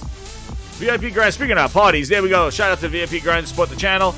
Hit that join button to be a VIP grinder. To use the wonderful emojis. Herman Holtz Quality Splits. Forgot to mention the grinders. Thank you again for your support and party time. We know about quality. Pete Still, Booster, and goddamn Fernando in the back seats. But anyway, thank you again, Grind. I forgot to shout out to you guys. We went right into the topics. Frog got me in there. But they'll never admit it. You're right. They will never admit it ever at all. But, we've been bouncing around here, so let me get into the next thing. Where the hell's the next? Holy shit. Where the hell's my... I got to... Hold on, I got display capture here. So, we jumped to the... Oh, yeah. Actually, since we're talking about Halo, screw the CMA and their goddamn bullshit. We're gonna the Halo Winter. Speaking about Halo winning the Player's Voice last year, they had their Winter update, and ain't nobody got time for that. Oh, that my God! Yo, I tried the Winter update. Let's see how the Winter update I'm not has trying done. it, so you're going to tell me about it. So I ain't playing that bullshit. They're already removing the infection mode. I already saw that there were a couple of crashes that they had to pull the new map for. And the other thing is that they've released Forge, and I see people sharing Forge maps, but you can't play Forge unless you have friends. And your friends have to be in a private match with you so you could host the map. Because they do not have a browser until March of 2023. No, and they don't have any kind of way of rolling these custom maps into matchmaking. How you buy the car, but then you don't buy the damn AC system, dog? Dude, you gotta roll the window that's down. Winter update for you. That was their winter. You can't make this jazz. You can't make this. Man. It's like one step forward, two steps back. I don't every time. Like it don't even. Did the co-op launch? Did co-op? Yes, launch co-op launched online too. Co-op? Exactly. Okay, well, they got that. I guess the co-op finally launched. Who's gonna go back and play the damn campaign though? That's the thing. That shitty Who's ass going campaign. back and Who gonna playing play that? It's shit? empty as hell, man. They didn't add new side missions. They didn't add anything. It's the same boring ass map. Empty Wait, spaces. isn't it tethered? Isn't it tethered or something like that? Wait, it was something about the It is co-op. tethered. It's tethered. Oh, yeah. Wana cleared up. He goes, they are removing the bug. Infection wasn't even meant to be out. Yeah, it's one of the custom maps. That's how crazy they are, dude. It was a bug. The game mode that everybody wanted for over a year was a bug. No, it was supposed to be out. It wasn't supposed to be out, dude. It's fucking ridiculous. Dude. You want to know what's so crazy? If you listen to Jez is so disappointed. It's fucking disgusting, dude. Fucking horrible. I'm telling you, it's so ridiculous. They can't. It's like, and they accepted goddamn awards. The player's voice. Get the fuck out of here. And people want this game to be nominated for game Nominated of the my year. asshole. Nobody wants this game to be nominated. Nominated. They don't even want this game. Dude, they get tomatoes thrown at them. They went up on stage and accepted an award. It just. Do you imagine if these fucking guys went up on stage to accept an award for Halo Infinite, the biggest fucking trash in goddamn Halo history? Nah, even the media is off Halo. Yeah, the media's off of Halo. They need to get that in December. That's why they got the voice award. Wasn't it? What is it? Survivor? Didn't they go back and re-review Halo Infinite? They gave it a 6 7. Yeah, it went from a 9 to a fucking like 6.5 or 7. Fucking went for a 9. Like, wait, I know, drugs. but we know why they did that though. It was not. It was. They wanted to change the perception of their website, but the thing is, like, the fuck, change the perception. But I mean, the question is, what is changing the perception of your website gonna do? You have a mass history of fuckery. Yes. I mean, you think all of a sudden Sony's gonna be like, oh, you know what? Well, I know Survivor. They were this way sending before, this stevia bullshit 2 sugars. Yeah, but you know, fuck it. Let's go ahead and start sending them review copies again. Shit. That is not happening. So this is the thing that people are not going to show you. So here are the numbers for the Winter's update, right? Steam database. This shit. Watch this. Tell me. Now let's go look at the whole trail. Well, this thing dropped off like a fucking black diamond, triple diamond ski slope going over here. This thing went from 272 people, 1,000 people playing on day 1. We got it coming crashing down. Then here is season 2. This year, right? Or season 1, the campaign released right here. So it was already crashing. The campaign never brought it back up to numbers. The campaign came to like 147, if you could see this. And then, watch this. So season 2 comes out in April. The numbers go from, they've been around a 9, 10,000 on Steam database. They only pop up to a 21,000 for season 2, right? So now we're coming along. Now they drop even further. Now they're sub 800, 8,000, sub 7,000, 6,000. This is July and August, so the legs suck, right? Keep going, 7,000, 7,000. Here comes the Winter's update. The max peak was 12,900. Almost 10,000 less people came back for the Winter's update, and now it's back on the downswing again to 10,000. They're going right back to their low numbers again. So you expect when there's new content that comes out, you're going to get a peak, right? But the peak was 21,400 when season 1 hit. Winter update now only peaked at 12,000, 10,000 less. What do you think season 3 update's going to be? If they're hitting 8, 7, what do you think season 3 is going to be at? Here's the kicker. I think the one main thing that y'all missing out here is that this game is free. You're right. This is free. Dude, this is free. That's why this is free. Man, look. They know they couldn't sell this shit. It's free. Imagine if a person had to pay for it, dog. Dude, you're right. You're right, Zig. Holy shit. This is free. This shit can't even get lower than this. Look at this stuff. 7,000 people with a free Halo game. Halo. Like, Halo. Not Beyonce Halo. Halo. What they should have did is just made a premium product instead of killing off their 20 legendary franchise. years. 20 years of Halo, Cortana, like 20 years, and you giving this shit away for free, and people don't want it. You know, Jez, that's the reason why I don't really want Sony to go down this avenue of games as a service. Yeah, they Because the cheaping one that shit thing out. that y'all gotta understand and realize is that people are basically now they have to see how they're gonna divide up their gaming time. It's never gonna Everything be a wants to be a service situation and a where campaign. all of these games are gonna be thriving. It's impossible because I'm not gonna leave Apex Legends when I gotta see the new characters and this, that, and the third. I'm not gonna leave Grand Theft Auto because they always constantly doing updates there. You know what I mean? I'm not gonna leave Fortnite to go and play. Let me tell you, all these games want to they want to friggin' like your credit card, and they want your investment and grind, right? And then I went over the Game Pass last week, that the free battle pass, you get one level right arm pad, and then the next level's a left arm pad. Like who comes up with this shit? You imagine leveling up to level 15 and getting a right arm pad, and then level 16 is the left arm pad? But they have to do it that way, Jazz. They don't have a choice at this point. They designed this shit to be a service game. They said, let's They give didn't out know what they arm were pads doing. and knee pads and fucking...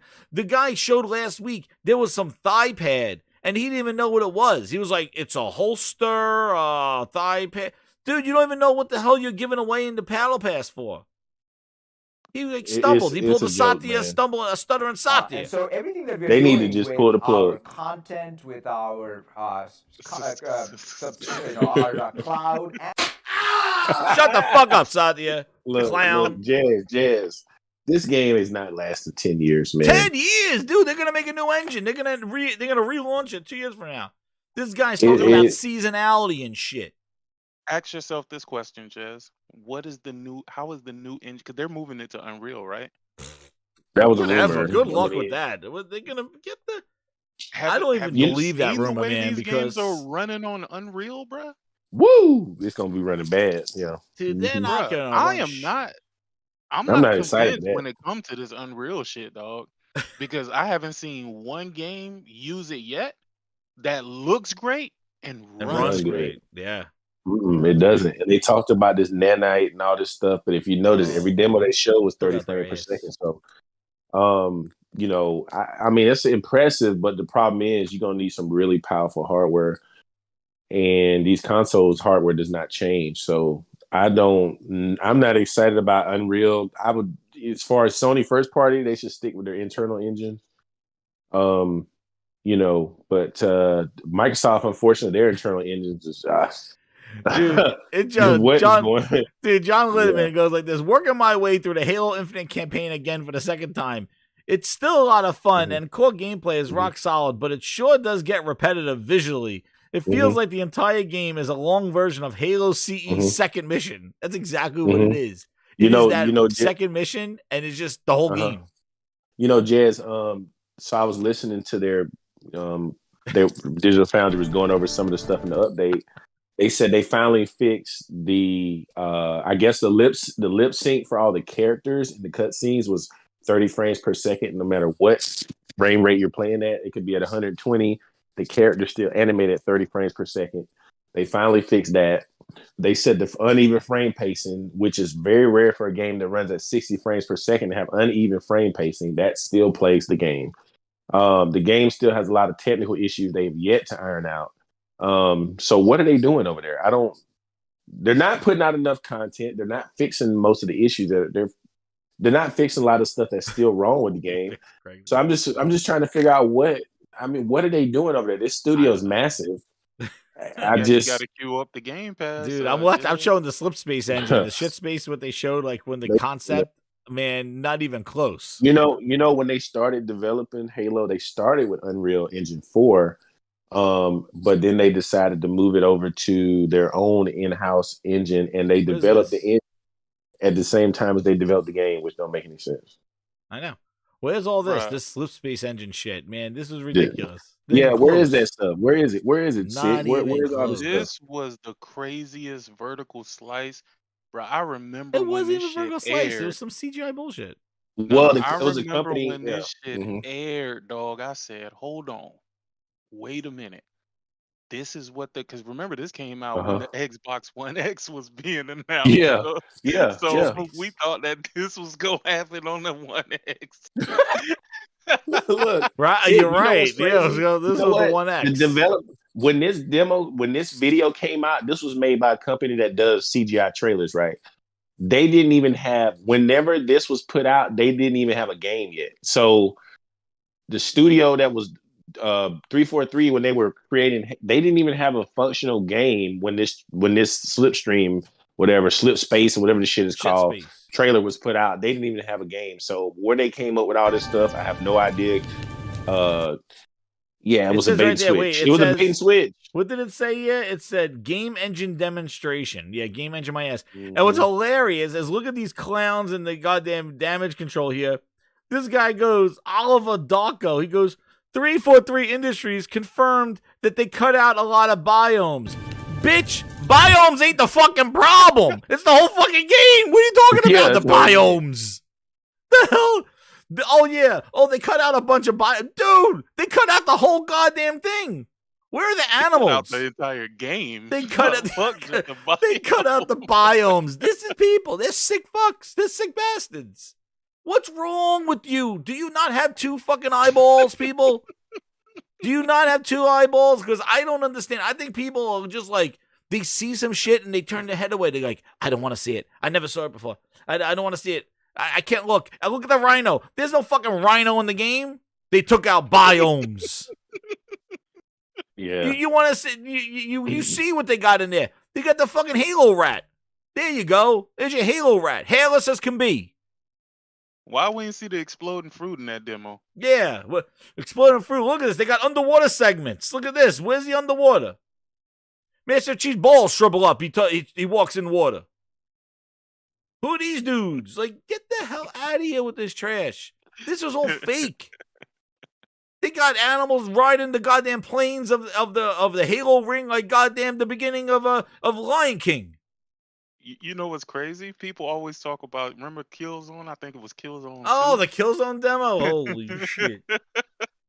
They That's always talk CGI. about that. Dude, but that look shit, close to the nobody CGI. talking about this shit, though. No. That's what I mean, dude. They look the other way. But Player's Voice Award. God damn it. Infection game mode's a bug. Get the hell out of here. Yeah, you know, there was a bug where you could play co-op too. Yeah, the bug you can before play it even split screen came out. co-op. They took out split Yeah. screen. You know what? Please. It's disgraceful. It's horrible. And look, it's not working. Phil and friends, it's not working. This is your PC venture. This is for free. Look at this. And tell me, oh, what's for the Twitch viewers? The people that want to watch the car accident? Is that what it is? How do you got more people watching the game than playing it? That's a problem. You got 5,000 people playing it, but 127,000 people watching this traffic accident. Like, come on. Mm-hmm. And know what that tells you? That tells you that it's a shit ass game to play, and people rather just like Halo for the idea of just Halo or the streamer per se. A streamer, oh, my friend is streaming it. Like, they don't really care what he's streaming. They just care because look, the interest of the game, the Twitch viewership is going up, but the player count isn't. So by getting the Twitch viewership up, it's not in making more people play the game. I don't understand about the game being good isn't helping the game either. Well, that's a point. Like, it's not really great because look at this. How you have 7,000 people playing it and 89,000 people watching it. Like, is that like season? You can't they make got this shit 100 up, and man. listen. When the fucking winter things drop, when 127,000 people watching it and 5,000 playing it. And then that 127,000 plummeted to 17,000. Like, what are we doing here? 120,000 February 3rd when the season when look at this. 105,000 people watching season 2, 9,000 playing it. What? Like, what are we doing here? What is the plan? But that's not going to sustain a free-to-play multiplayer game because, you know, you got to have a large player base. How are you they got to making have money on people this buying. shit? You got to have people buying microtransactions. There's no way they made The Twitch they're people even close to making their money back on this game. Dude, 105,000 people on Twitch are giving their embers or whatever the fuck they're giving, their Twitch balls. They're giving it all to the streamer. Nobody's buying your battle pass. You got 6,000 people playing. How are you making money in Halo? All the money that you would get in Halo is going to the Twitch streamer. They're donating money and chats and bubbles and whatever the hell they do on Twitch. Giving my embers and my assholes. I don't know what the hell they're giving them. They're giving all to the streamer. They're not giving it to the game. Nobody's buying your trash ass battle pass for your right elbow pad and jock straps. Oh, like, just nope. Get the hell out of here with your shit. Oh, we got Forge, but you can't play it. Like, this is almost like I'm excited about what I can't tell you. You made Forge mode, but you can't let people. You don't have a Forge browser for people to play the goddamn modes on. People that are hyping up this Forge mode, I guarantee, are not creating any Forge maps. So they're not even playing it. They're not playing. What I'm saying is you can create some and play on it, right, yourself, right? You walk around it. But you can play in it, but you gotta create a private room for people to play, right? Yes, and you gotta invite those people to your room in order to play it, and then but you can't put AI on it. They're not doing this. No, and they haven't put it in the browser. So in March from now, you'll be playing PSVR 2. Some of you, I didn't get the goddamn email. You'll be playing PSVR 2. You'll be in the goddamn metaverse right now, waggling your shit, and they still can't play Forge maps until March. And that's what they're targeting is March for season 3. Well, you remember last year with the targeting bullshit. I guarantee you come January or February, they're going to be, you know what, that March. More, did we say March? I mean, more June. June. That's what they do. It's horrible. It is horrible. Booty said it. That dirty ass stink face Booty. He said it. We got to the starting line and we tripped. That's what he said. That's what your first party studio manager said about Halo. We got to the first starting line and we tripped coming out of the starting line. Meanwhile, he shit his pants. That's what happened. He shit his pants. Because what's crazy is they said this game was supposed to be a service game. That's why shit wasn't there. When it launches, it's just the start. And then when it launches, that's when you fuck up. I can tell like you might be one of the biggest Halo fanatics because I can tell this really hurt you. I'm just saying, like I can tell trigger words. I can tell that this game is really like the state that this game is, this franchise where it was and where it is now. This is like, it's unbelievable. Link. Halo, like imagine if somebody took the game that you grew up with, like say if you love Kratos or you love like Nathan Drake, and they drove the game that you loved that identified the brand and like your childhood growing up and stuff and great times of gaming, and drove it into the ground like this, and all your friends that you played the game with are not riding out with pitchforks going, "Are you kidding me?" That's what drives me crazy. It's like, how can people stand for this and not just go crazy? And then they're called just Halo fanatics, or called like, oh, you're the old group. You just care about the old Halo. This is for the new kids. I'm like, no, this is for nobody, because nobody gives a shit about this. This is not for new kids. This is not for the kids. Don't you think that I would like to have that moment with my son with Halo rather than like I did with God of War? Like have that. Let's play Halo. This is what I played, man. Look at what they did to it. This is awesome. Like, come on. And to get him into the story. No, man. It is forgotten. It is garbage.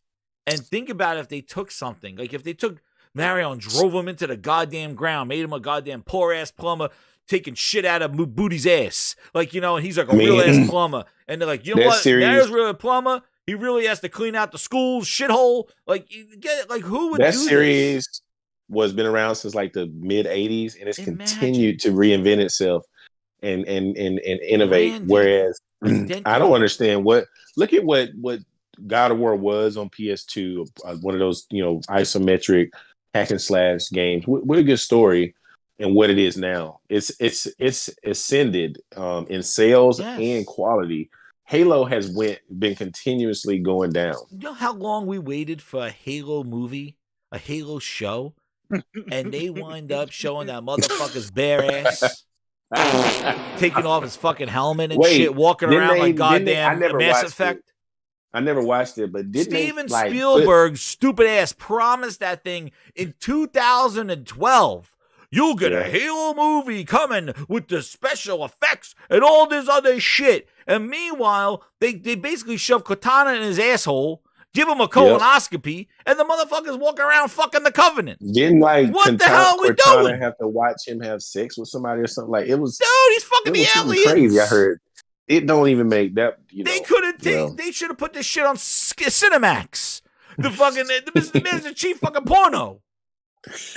They had a good 15 minutes in the beginning of him filing some bullshit, and then meanwhile, then they turned into fucking Ron Jeremy fucking everybody in the universe. I guarantee you, in January, I think is when we're getting the Last of Us series. Obviously, I'm sure there's going to be some differences between the game and the video game and the show, but I do think you can tell that this is going to be treated with some level of care. You have the people that are directly involved with creating the game involved in the show. You have Neil Druckmann even directing one of the episodes. So, there might be some things about it that people don't like, but I do think that they're putting in a good effort in trying to make something good. I don't look at the Uncharted movie. That had to be the worst cast of people in the Uncharted movie, and it worked. It was actually entertaining. It worked. Son of a bitch didn't even have a mustache on his face because he wanted to say hello to your mother for me. And you know what? It was in development so long. And they initially cast what's his name? The dude who plays Sully. The role, dude. He was cast to play Nathan Drake. Yes. So, they made him fucking Sully because he got so old from when they did. But you want to know what? Nobody asked for an Uncharted movie. Do you know how long people wanted a real live action Halo movie, man? There were so many teases. They did The Fall of Reach, which was lit, but that was just a little series they did. Then they did some bootleg goddamn side piece with Agent Locke fighting goddamn alien snakes, and we couldn't see Master Chief. Everybody just wanted to see Master Chief in a movie. And they put Paramount Plus Master Chief out there. Season 2, I don't even know where the hell they're going. When the girl, I was done when the girl pulled out her finger and she had a mini goddamn energy blade in her fingernail. I'm like, what the fuck? What are you doing here? Wait, like on some Terminator shit? I don't know what the hell they were doing. I'm like, I'm done. Then his ass came out. They threw Cortana in the back of his head. Meanwhile, the whole series, she's in his spot and outfit. You want to know why? Because he doesn't take off his fucking outfit. He's always on the fight, man. He's not bare ass walking around like goddamn for Mass Effect. We waited so long for a movie. Steven Spielberg, you gotta be kidding me. Steven Spielberg, holy shit. And this is gonna be an unpopular opinion, but Halo just isn't that interesting, man. Unfortunately.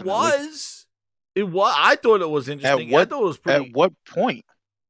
In Halo 3, man, the character, like what they did with the story with Halo, they could have gone so many different places. Halo 4, I think, kind of started taking the shit weird. I didn't really like where they were going with it.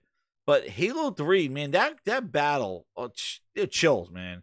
That build up from Halo 2 to Halo 3, like, dude, that was the epitome of that. And even Reach had powerful moments and stuff. Finding the origins of Cortana, having like them die on the planet, and seeing Chief on the Pelican, knowing that that's the start of Halo 1. Dude, Bungie knew how to tell a story. You know, I thought it was pretty powerful and stuff.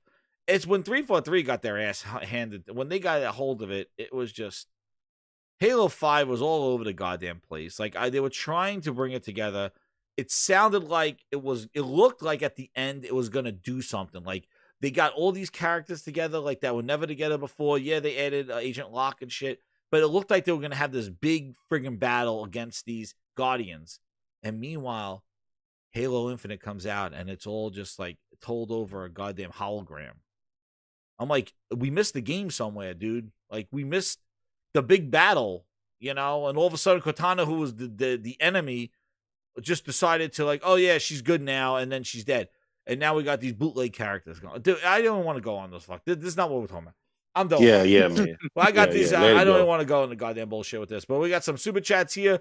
We got Meniolas. I'm sorry, it's been 30 minutes ago. He goes, they want that E3 moment. Well, let me tell you something. They'll never have it if they continue this BS.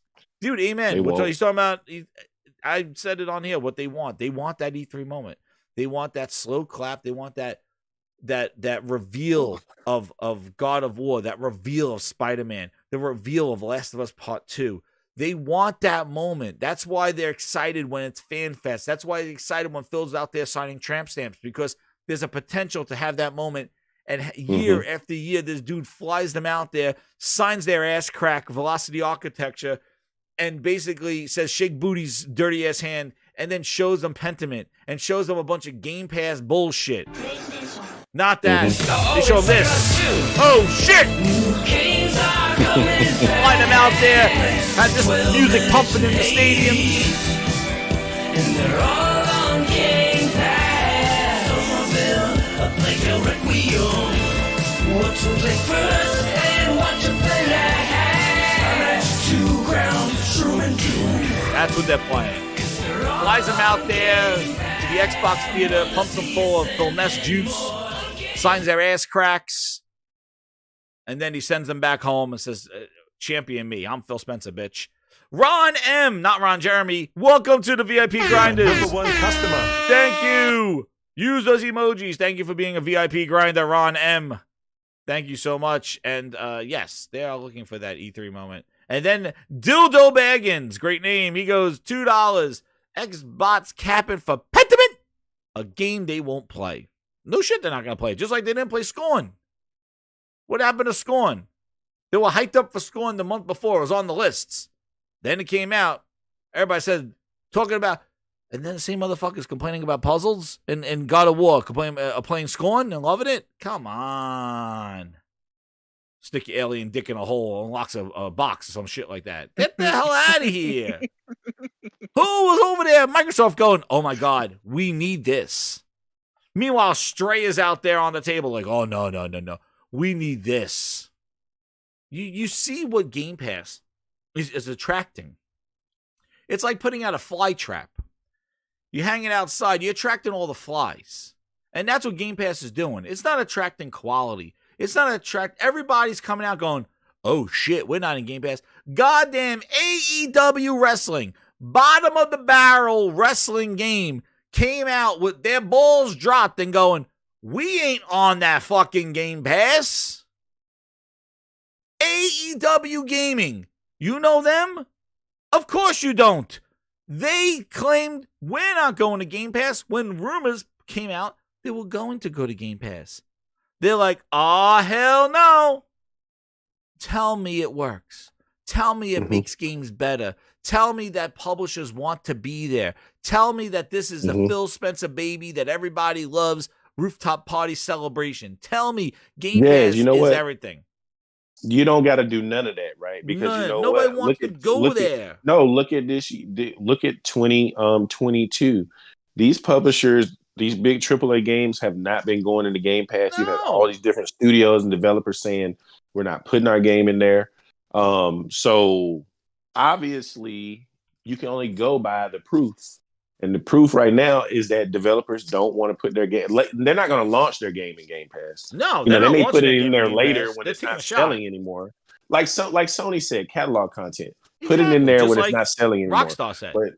But launching it in there, no, it's not happening. I mean, we got a big game coming out in December, Callisto Protocol. They said absolutely no. Our game. They said they're not going. They said they're not putting it in there. They said their game doesn't fit with that model. So, yeah, tell me right here, Link. Here they are. The internet is blazing about AEW Fight Forever, but AEW Games is the official source for all news. Hang in tight. So it seems a good time to share that we don't anticipate AEW Fight Forever being part of any monthly gaming subscription service. AEW Fight Forever will be available in store at your favorite retailers or online. Reserve your copy today. Hey, what do you I got to can say about this? guarantee you, if you look through that thread right now, Ooh, well, I don't like AEW anyway. Oh yeah, they unturned. I'm a yeah. WWE fan. Dude, Uh-huh. you ever seen the day before they were the, oh my God, it's great to have the Brady. I love AEW Wait, and wrestling. Oh my God. So there was like a rumor that it was going to Game Pass or The something. day before, it was rumored from who the hell knows, maybe some podcast. You heard it here first. Some bullshit where like they just try to start a rumor and they kind of instead of willing Halo to be better, after I just lost my goddamn voice about Halo, they will a game to be in Game Pass. They just sit there and go, because they title their fucking articles and shit and all their goddamn YouTubes, new games coming to Game Pass, and then they start the show and they go, They look at each other. They're like, what's the topics? They're like, I put, again, new games and more power coming to the Xbox and Game Pass, new deals. And they're like, More power. new power, new updates, more games. I put it in the title. That's the topic, like every other fucking week that we do a show. More games, more power, more deals. What are we going to say today? I checked out the AEW Wrestling. You heard it here first. May be coming to Game Pass. Holy shit, you heard it here first. You heard it here first. AEW may be coming to Game Pass. And then there you go. The fucking petty-ass goddamn websites going, AEW is coming to Game Pass. AEW is coming to Game Pass. AEW. It's like the fucking kindergarten thing where you tell a secret to the first person in the front, and by the time it gets to the ass end of the back room, it's all fucked up. That's exactly what this is. It's coming to Game Pass. It's coming to Game Pass. They heard it here first. They coming to Game because they have no other fucking shit to talk about. They go, I put new games and new deals. They know they don't got shit, so they got to make up shit. So then these companies got to come out and go, just like Madden was coming to Game Pass, right? Madden's coming to Game Pass. Yeah, he's like, oh, fuck no. You got to go buy $70 for Madden. AEW games. Let's see. They got a whopping 82,000 followers. Dude, THQ Nordic with the balls going, we don't anticipate being part of a monthly gaming service. You could buy it here. And look at all these people. Look at this. Reading the comments, dude. Wait, where's the good ones? Everyone has a price. Wait, there's a good one. People don't buy games anymore. It's cool. The people go like, this is a bad deal. You're destroying your sales. Like, get the fuck out of here. How the hell you destroy yourselves by not allowing Right. This game doesn't look, all of a sudden, here they go. This game doesn't look AAA to me. Dude, it didn't look AAA when you were hyping it up saying it was coming to Game Pass. But you know what else too? Like, that doesn't even make sense because if you put it in the service, the people that are on the service are not going to buy the game. Well, now they're angry with them. They're angry with them. Phil says like, that it drives more sales. It drives more sales. But then he just said recently that, we only expect Game Pass to ever be 15% of our revenue. So basically what they're saying is they don't intend on this service.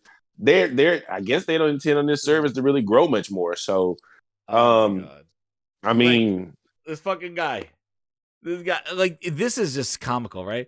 Ryan Wood says that's a mistake. 76 likes. Let's click on this son of a bitch. Ryan Wood, let's see who you are. 126 followers, and you're followed by Xbox support. Well, he probably is, man. Hold on. Okay. Holy Spirit, activate. Oh no. Holy Spirit, activate. Holy Spirit, activate. Activate. Holy shit. Yo, when you're followed by Xbox support, that's some shit right there. Holy shit. That's a mistake. And here we go. Who's this guy? You get more exposure and players if it was on Game Pass and probably make more money with DLC. Let's see where this guy got his degree Probably. from. This motherfucker is also followed by Xbox support.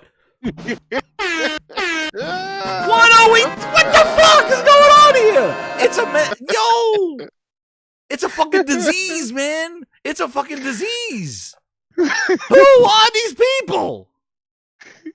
The fuck are you? Why is Xbox support following these people? I don't think it's the tech support. I think it's a fucking like therapy group. This is like they come together and they go like, you know what, guys? Shit's not coming to Game Pass. What do we do? They're like, I don't know. I went back to buying games. Like, oh fuck, get out of our group.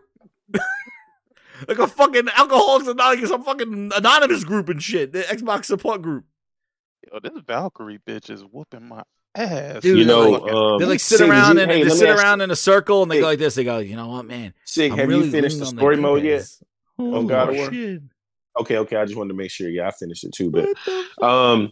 but Dog, yeah, I'm man. one trophy away from the platinum, dog. God dang, boy, this. I gotta motherfucker, find just- out if anybody support like this. People, who's this guy? Yeah, This man. guy better not be followed by Xbox support. This guy goes, well, there goes my Listen, excitement, they- dude. If listen, this they- guy they is talk followed by about- Xbox support, Jazz, Holy Xbox shit. talks about toxic fanboys and console wars is bad and all this stuff, but they feed into it, so you all can't right, you can't God. take them seriously. All right, he's not followed by Xbox support. Oof, I thought that was some crazy ass shit. Mhm. Holy, here's my in love with games. Isn't it a parody?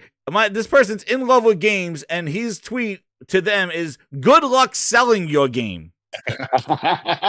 Do these guys not realize what they're saying is completely delusional? Are they? Oh, he's followed by brainwashed King or what? David. Oh shit, right, Iron Lord. It's actually Oh, great though, shit. because no company is ever looking for Xbox to help them sell their game. None. Zero. You can't name one. Good luck selling your game. Oh, you mean like Elden Ring? You mean like Horizon Forbidden West? Like what you talk about, like God of War? Like, you know what I'm saying? Like what do they think? They think that they are the beginning and ending of shit selling and not selling? The fuck out of here. Holy shit. You better go See, get this some is the pizza, Jazz. sickness. You want to see sickness. Jordan Michael Lemos. Oh, damn. That's too bad. Was stoked to play it day one if it was true. Stoked to Dude, play it. You again. So wait, you're not stoked anymore? The game just doesn't look anymore because it's not in Game Pass? Listen, Wait. that's the developer's fucking fault for saying that dumb shit. Yeah, we just want people to play Listen, our game. but wait, Like, sick, fuck it outta gets here. worse. It gets worse. It gets worse. It gets worse. Oh, damn, that's too bad. Was stoked to play it on day one if true. This guy is the senior writer at Gearbox Official. Huh. Holy shit. Previously, he was at Star Wars, Knights of the Old Republic Remake, Ghost of Tsushima, AC Odyssey. Oh my God. What happened? What's going on with the industry? They're not even supporting themselves. They're not even supporting themselves anymore, dude. How do you tell somebody like you was so you're not? You should be like, I'm still excited to play the game. Can't wait to play it. All of a sudden, because it's not in Game Pass, you're not stoked to play it. Ain't it funny? Take-Two got rid of Gearbox. I wonder why. The fucking idiots over there. The fuck, like who does that to their own? You're Do my you number one imagine customer. if you work like in a kitchen and you got chefs next to each other and the chef is like, yo man, like I'm gonna make this great thing, and the guy's like, dude, I'll be really excited to taste your new food if it was for free, man. Like how do you disrespect your own fucking your own hobby? You're in this gaming thing. You are going. You was like, what are you doing here? First off, the game never even had a fucking release date. You clown. Day one. You don't even know when the fuck day one is. That's another clown thing. Listen, day man. one. When is day one? I don't know, but day one. Sometime there will be a day one. This is the remember, Sig, when you were talking about PlayStation kind of going down this road. This shit right here conditions people to not want to What's buy going video on, games. Yep. It is a disease. It's a sickness, and this service gaming doesn't do anything but fuck shit up. And you can see these fanatics on this side are they're literally excited for a game because it's going into a service.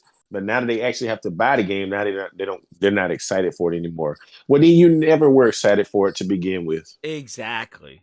You never were. Exactly. You never were. Who is this guy?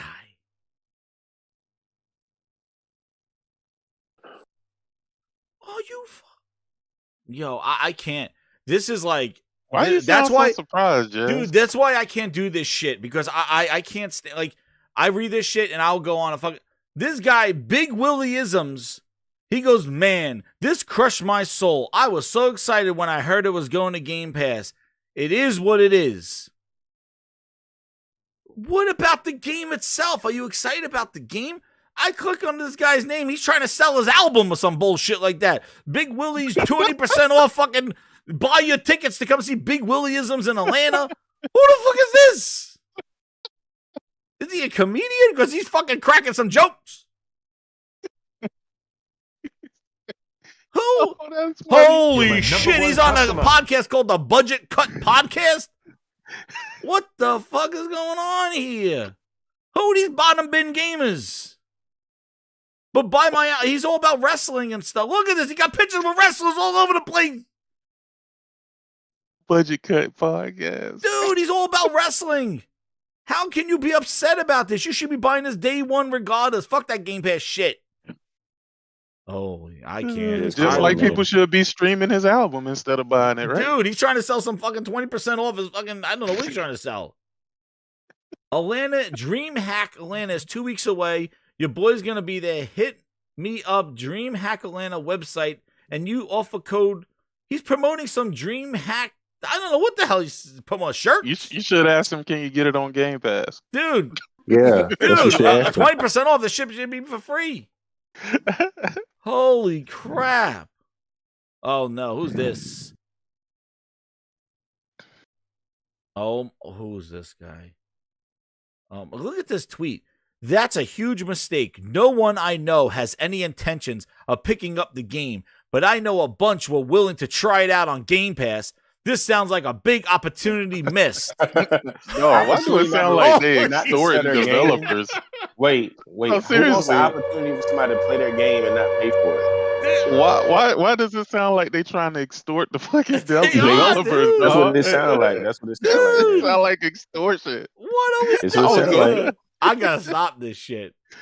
This is That's what it sound like. Oh my god, look at this. Who's this guy? Oh my god, what are you?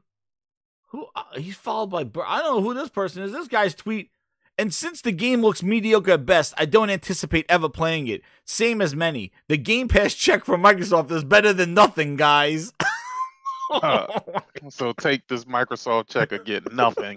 All right, well, we just gonna stop putting our games on your platform. That's it. Dude, that's what's gonna happen. I can't. Oh my god. Okay, bummer. Oh my god. Holy shit. I can't. And then these people. These oh my god. You on. I can't. I don't understand. And this is what I mean with the gaming websites. Like, look, this guy, that's very disappointing that it's not coming to Game Pass. You could reach so many new people and put more eyes on it. No, you can't. No, you can't. How the hell am I gonna reach somebody who never had any intentions of and there's only 25 million fucking people on there anyway. It's like 25 million people. Like those on there across all PC, all iPads, all TVs, Samsungs. There's 25 million people. More eyes. And then you click on them, and they're on like these video game websites, wrestling, Series X, PS5, Switch owner. Like, I don't understand. Like, you're on a gaming website. Why are you promoting not buying games? And not supporting games, dude? Like, I don't understand this. Like, Game Pass is not the eyes of everybody. It's not. If it was, they would have more millions of millions. They don't have millions. They have 25 million people that, like, if that. I don't even believe that number. That's right. I just don't. And they're tagging Xbox Game Pass. Like, save it. Save us. I can't, dude. Like, how? Guys, how do we do this shit right now on a fucking Monday night, all the weeks on the Twitter? How do you have a gaming hobby and the message that you send to your audience is don't buy games? What happened to sales?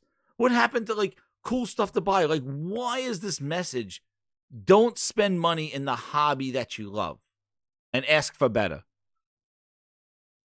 I'm preposterous. This is preposterous. I can't even wrap my head around this shit. What has gone on here? I don't know what's going on. I can't even, that's it. I derailed all my topic list. That's it. Fuck it. I'm going to the, now I'm angry. Now I'm going to go vote on the goddamn games of the year. That's what I'm going to go vote on. Let's go. Fuck out of here. Let's go see Smuggling Grapes, Jeff Keighley, what he got to show. That's it. We're going to do some voting here. Grinders, hit that like button. We're going to go do some voting. I don't even know what the hell the topics are anymore. Fuck the CMA. Fuck the CMA. That guy's not even part of the guy. Yeah, I'll give you the brief thing on it. Some guy said my PlayStation. People said, no, you can't say that. You're on the CMA. The guy said I'm not part of the fucking CMA. The CMA told Xbox to suck a dick, and then they moved on. Now we're going on to the voting list. There's your topic of that thing. Wait. Hold on. We ain't just gonna slide past that. Hold on. Wait a minute. Nah, man. Wait, shit. What happened? Because I don't follow none of this shit. I don't even care. I shouldn't have said anything. Nah, you can keep it moving. Where is it? This guy. Listen. Oh, and there's the MPDs. Holy shit, we're gonna talk about the MPDs. You know what's funny is here's some side before I go vote on Jeff Keighley's Smuggling Grapes Awards. About the CMA, dude. That guy 2 years ago wore fucking pants. His balls were fucking asking for air. And a goddamn thing. It was just too tight for him. I don't know. They didn't fit him right, but it was fucking distracting. Smuggling grapes, motherfucker. Now, dude, it was uncanny. It was unnecessary. Bullshit. And now, this guy. First of all, we'll do the two quick topics here about our friend of the CMA, Ricky Ricardo. Ricky Ricardo here. He goes, oh, well, that was his statement here. So he said this thing. This guy who works for the CMA, where is it? He tweeted this thing out. The bulge was on full display. Oh, shit. The commission, so the guy wrote, he goes, the commission is working to ensure that you will still be able to play Call of Duty on other consoles. Parentheses, including my PlayStation. Also, on our to-do list, update stock pitches. These games have wired controllers, whereas Xbox and PlayStation have wireless since it's about 2006. Well, everybody flipped the nut because this guy said, you'll be able to play, we're making sure that you can still play Call of Duty on my PlayStation. Well, here they come. Xbox Live! They came. The check marks who are begging for check marks and the blues and the black check mark, whatever the hell they're yelling at Elon Musk about. They came up this guy's asshole and they made him have it, because he said my PlayStation. And they're like, this is exactly what Microsoft needs to show the lawyers and they could sue whatever them. your name is. Oh, yes, shit. They were crawling this guy's Definitely. ass. They were like this. And then he said my PlayStation, and then he came out to clarify. He goes, I'm not involved in the assessment of the merger. I don't even work in the merger department. As it's clear from my profile, the comments are personal and not a commission position. And then even the CMA came out and said, this bitch doesn't work for us. He's doing something else. And Xbox suck a dick. And then meanwhile, everybody's coming out going, oh, shit. Oh, shit, dude, the CMA. Dude, I'm going to tell you something. For people that said about Jim Ryan crying, ever since Jim Ryan flew out to Brussels and grabbed himself a fucking box of chocolates and goddamn pretzels and did splits with Herman Holtz and supposedly said, yo, 3 years is not enough, bitch. They said Jim Ryan crying. All I've seen is the internet just crying. Xbox, you CMA, you can't take Sony has all these exclusives. We got nothing. We suck. We got stuttering Satya. He can't even speak straight. So everything that we are doing This is our with leader. our content, with our our cloud. Motherfucker can't even talk. He doesn't even know about Xbox. We suck. You can't block. Sony got all those exclusive games. I'm like, do you people realize? Like, you think it's Sony buying up the industry? Poor old Sony who got no money and Microsoft got trillions. Sony's able to buy up the industry. You ever think, maybe in your fucking head, that maybe nobody wants to build shit for Xbox because the mind share has been lost? Because nobody wants to buy that shit? Microsoft don't care to put that shit on their platform anymore? The games don't sell over there because of the quotes that we just read? You see that shit as a developer. You're like, I want to put my game over on Xbox. Those guys are corrupted. They want their shit for free. Well, I worked 5 goddamn years on this game. I'm not giving this shit away for free. I'm going to see how my game does to make my money back. But you see that shit. The persona that they have put on is so bad. They're discouraging people from putting content on that platform. And Phil Spencer and company are being even stupid to let that happen and not bringing content to them. They're letting them dig their own grave. So do you ever think a developer making a game is like, you know what? I'm going to put it on PlayStation first because those guys kind of buy their games. I can make my money back. And then I'll put it on Game Pass when it's done making money. Yeah, it's not day one, but like, do you realize what you're doing? So this dude got attacked. People are like, oh, like this is what you need. And then basically he's not even involved in this shit. But all I'm saying is, guys, guess what? That mind share goes to high places. That's all I'm saying. You're fighting here with goddamn Walmart bothering bims and guys that, just say don't buy your games. So Sony got that Jim Ness going to high levels. He got CMA thinking about my PlayStation, dude. That Sony hits at high levels, though. That's where the quality splits go. When you make quality, top executives at the CMA turn heads. When you make bottom of the barrel, you're dealing with goddamn people that don't buy games. I don't know. This stupid, this CMA shit. This called. Oh my god. You know what? Take the goddamn game, put it on Xbox, put it in Game Pass, do whatever you want to it. And milk it to the ground like you goddamn did with every other IP you ever owned. Put it in the grave with Conker. Put it down there with goddamn Perfect Help. Fable, who don't know how to make a fucking game. Put it all down there. Put it with Crackdown 3 in the fucking cloud. Put it all the IPs you destroyed. Take Call of Duty and throw it right into the graveyard of goddamn IPs that you've destroyed. You can put it in there with Connect, with ET, and all the other bullshit that you have in there. The Zune Pass, goddamn. What was the other thing? Friggin' Skype. Throw it all in there. Put it all in. Take Call of Duty and throw it in the fucking grave with everything else because you guys do not culture shit and you kill everything. You chew it up and spit out. Nokia says hi. That's what I gotta say. So anyway, back to what we're going to. Where the hell is it? Let's go to, and that was it. Sick. It was a waste of time. It was stupid. Oh. But they went after the guy because he said my PlayStation, and everybody's like, they're biased. See, we told you. Battletoads, yes, add it to the list. Battletoads, but let's do some awards. Let's do some Jeff Keighley Smuggling Grape Awards nominations. I signed up for this thing. Let's start some voting. Let's see what these categories are here. And then I got my own awards show. Following right after this, real briefly, we got some extra awards here to take some of the maybe people you might not see on this list. I had to kind of help everybody who didn't who wasn't participating. You got to hand out those participation awards, So the Grindhouse will cover that right after this. So stay tuned. Hit that like button, everybody. We're over 100 likes. We got Sick in here. He's going to be the voice of reason in here. So we're going to go to the most important category, Sick, and I want your opinion on this. I'm glad you stayed. Here it is, because I'm really indecisive right here. Best esports event. I don't know who to vote on here. Nobody. Nobody cares. Is there an NA column? I need an NA column. This is where we're starting. I don't know. Best esports event. I guess Evo is one. That's the only one I know of fighting games. League of Legends Championship. I guess that's what they play. League of Legends. PGL. I don't know. Is that golf? I don't know what that is. the Mid-Season Invitational, and Valorant Champions. I have no idea what none of that. I heard shit of fucking is, Evo. honestly. So we're done. Good job. Game of the year.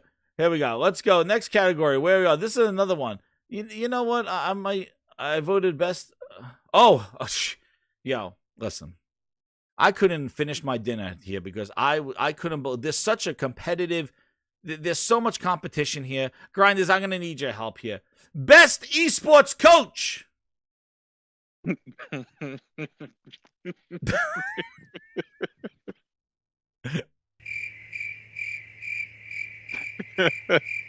I gotta vote for this guy.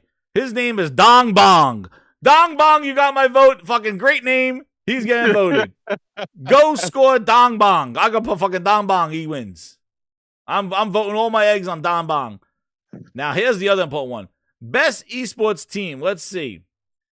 Dog Zeros, FaZe Clan, Gen G, LA Thieves, and Loud. Oh, and I guess they play some games heard of here. FaZe. Fuck, FaZe? Okay, CSGO dudes for the win. We got them. These are prime categories.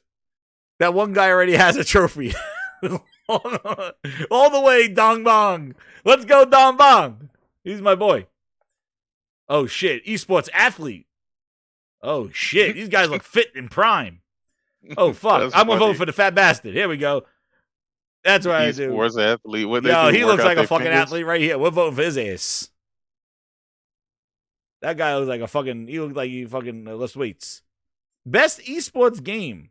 Fucking Rocket League. Yeah, I don't give a shit. I like Rocket League. Here we go. Oh, here we go. Finally, most anticipated game. Spider-Man 3. What? Spider-Man is not on here. But you put Starfield on here, Jeff Keighley smuggling grapes? Get the fuck. Is this a joke? Is Wolverine up there? No. Spider-Man 2 is not up here either. They got Final Fantasy 16, Hogwarts Legacy, Resident Evil 4, Starfield, and Zelda Tears of the Kingdom. I would say probably, for my most anticipated game, I'm going to say probably of this list, I'll go Resident Evil 4. That's what I'm doing. Because guess what? I never played Resident Evil 4. Uh-oh. Here we go. The tomatoes are coming. They're at my door. I only played a little bit of Resident Evil 4, but I put an RE4 on there. Fuck out of here with Starfield. Most anticipated game. Show some 2-minute gameplay. Most anticipated. Best adaptation. Let's see what this is.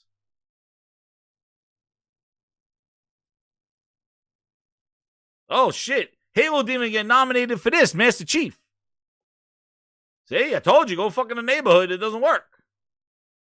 I'm going Sonic the Hedgehog 2. I watched that movie about 1,000 times. My kids love it. That was really good. I'm excited for Sonic. Number 2 would be Uncharted. The Cuphead show is actually funny as shit, too. I ain't even see it yet. It's on Netflix. It's pretty funny.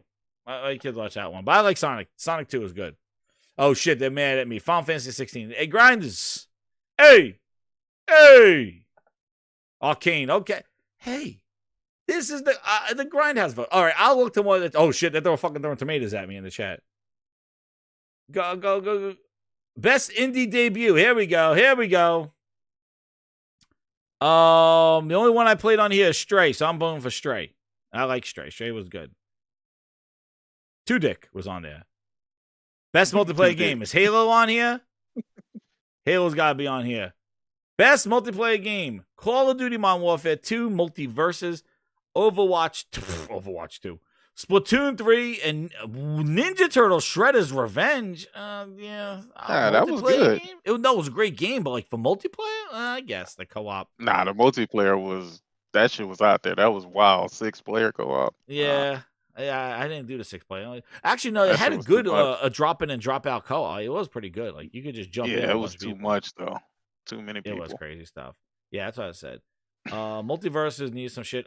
Call of Duty, fucking multiplayer king for me. All right, let's see here. What are we doing here? Best sports and racing. Forza's not on here. Gran Turismo. I'm not even looking. Get the hell out of here. Best sports racing game. Yes, Gran Turismo getting that one. Best sim and strategy. Let's see. 2 Point Campus, Victoria. I don't play any of these fucking games. Mario Rabbids was pretty good. The first one. I didn't play this one, so we got this one. All right. Let's see here. Best family game for the kids. Let's see. That's hand down going to Nintendo. It's the Nintendo category, pretty much. Yep. Kirby and the Forgotten Land, Lego Star Wars: The Skywalker Saga. I still have it in the plastic right here. Mario Rabbids, which the first one was good. I didn't play the second one. Nintendo Switch Sports and Splatoon 3. Family for the kids. I played a little bit of Kirby. That was pretty interesting. I kind of liked Kirby. I didn't play enough of it. Star Wars games, the Lego stuff. That is definitely an awesome game, but it's Lego. It's the typical Lego stuff. I already vote for Rabbit. I'm gonna go for the Curbs. I played Curbs at the Nintendo of America store. I liked it. I thought it was interesting. For a 3D Kirby. I always like Kirby eating shit and spitting it out. He's like Microsoft. Where's my thing? Oh shit! I'm here all night, guys. Here all night. Best fighting game. Here we go. Let's see. Sifu. Oh, Yeah. Sifu's in that category? Yeah, dude, I'm voting for that. What? It's probably not going to win it, but Sifu's in there. That did it some kick-ass fighting, though. But that's interesting, having Seafood in there with King of Fighters, Multiverses. Multiverses might win. I didn't think the combat in Multiverses was that great, though. I like the characters are cool, but like the combat was kind of, it wasn't as crisp as like a Smash Brothers. I'm going Seafood. Seafood was fucking good. That combat was awesome. It would have been better with co-op. That would be crazy. Best role-playing game. Oh, I don't have too many role-playing. Elden Ring, Xenoblade Chronicles, Pokemon Legend. Oh, shit. Pokemon made it. Oh, wait. No, that's not Pokemon. The other one. That's a different one. Oh, I'll go Elden Ring. The only one I played on there. Let's see. Action and Adventure. Oh, here we go. Now we get Plague's Tale Requiem, God of War, Forbidden West, Stray, and Tunic. Action adventure game. Combining combat with traversal and puzzle solving. Ooh. You know what? It's going to be a coin flip. Grindhouse is going to be a coin flip. We'll let the grinders vote on this one. I'm going to take a grinds vote. Here we go. Grinders, put it in the chat right now. Hit that like button. We're going to go God of War or Horizon Forbidden West. Let's see. Oh, baby. Yeah, Stray's not really action. Let's see what the grinders do. Oh, shit. They put Scorn? No, you can't write them in. You can't write them in. A rat versus an axe versus a bow versus a cat versus a fox. Oh, shit. That is definitely a way to look at it, Sergeant. We got a Horizon. We got 2 for Ragnarok. We got a Horizon. Let's see. What do you think, Sick, while they're thinking? Action adventure. Yeah. It would have to be out of Horizon and God of War, yeah. honestly. I'm seeing more of that. Yeah. That's what I'm leaning towards, too. That's a good question. Yeah. See, the thing for me in this is the traversal, and I feel like that Horizon did a better way of traversing. Like we said, it was open world. So I'm leaning towards Horizon for this one. For action adventure with traversal and combat. I think the combat was done well, but now God of War's better combat, though. Yeah, no, definitely, by far. Yeah, Horizon have the melee was improved, but it was nowhere near. There was no God of War. I'm gonna split the vote. I don't know.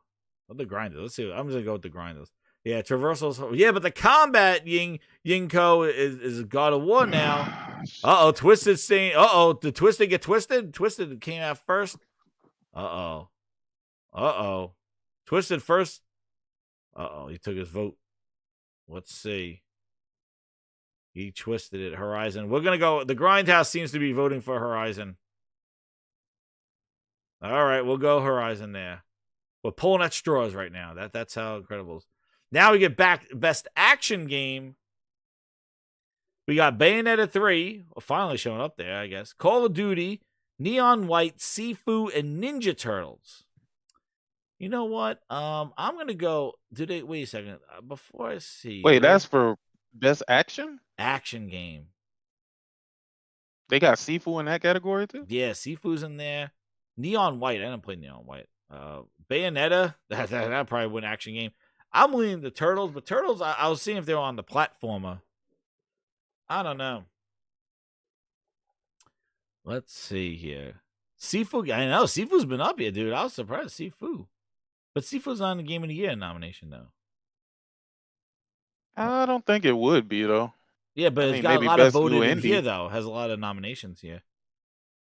Action game, I would say, you know, that Call of Duty campaign is pretty damn crazy action, but I would say that's more shooter stuff. Best game in the action genre focused primarily on combat. You know what? I'm gonna put Turtles. Well, I don't know if Sifu had that. You know what? I'm gonna Turtles. Turtles was fun. I'm fucking with Turtles. Cool, dude. You got best AR VR game. Oh shit. Next year's gonna be wild. With this category. Did you get the invite? No. Some bullshit. They don't invite me for shit. Now I gotta go find things on Best Buy. What, I go to Best Buy tomorrow? Like on their website and try to pre-order it? I don't know. Among Us VR. I'm gonna go Moss. Moss is fun. I didn't play it though. Some of these things. Nah, Moss, the original Moss was fucking amazing. Yeah, it was amazing.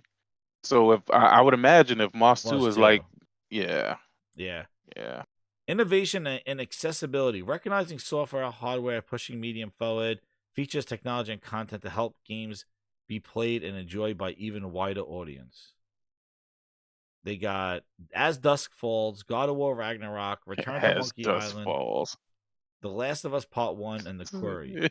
Though The Quarry is not a friggin' game that really requires a lot of accessibility because it's kind of walk and talk and choose things.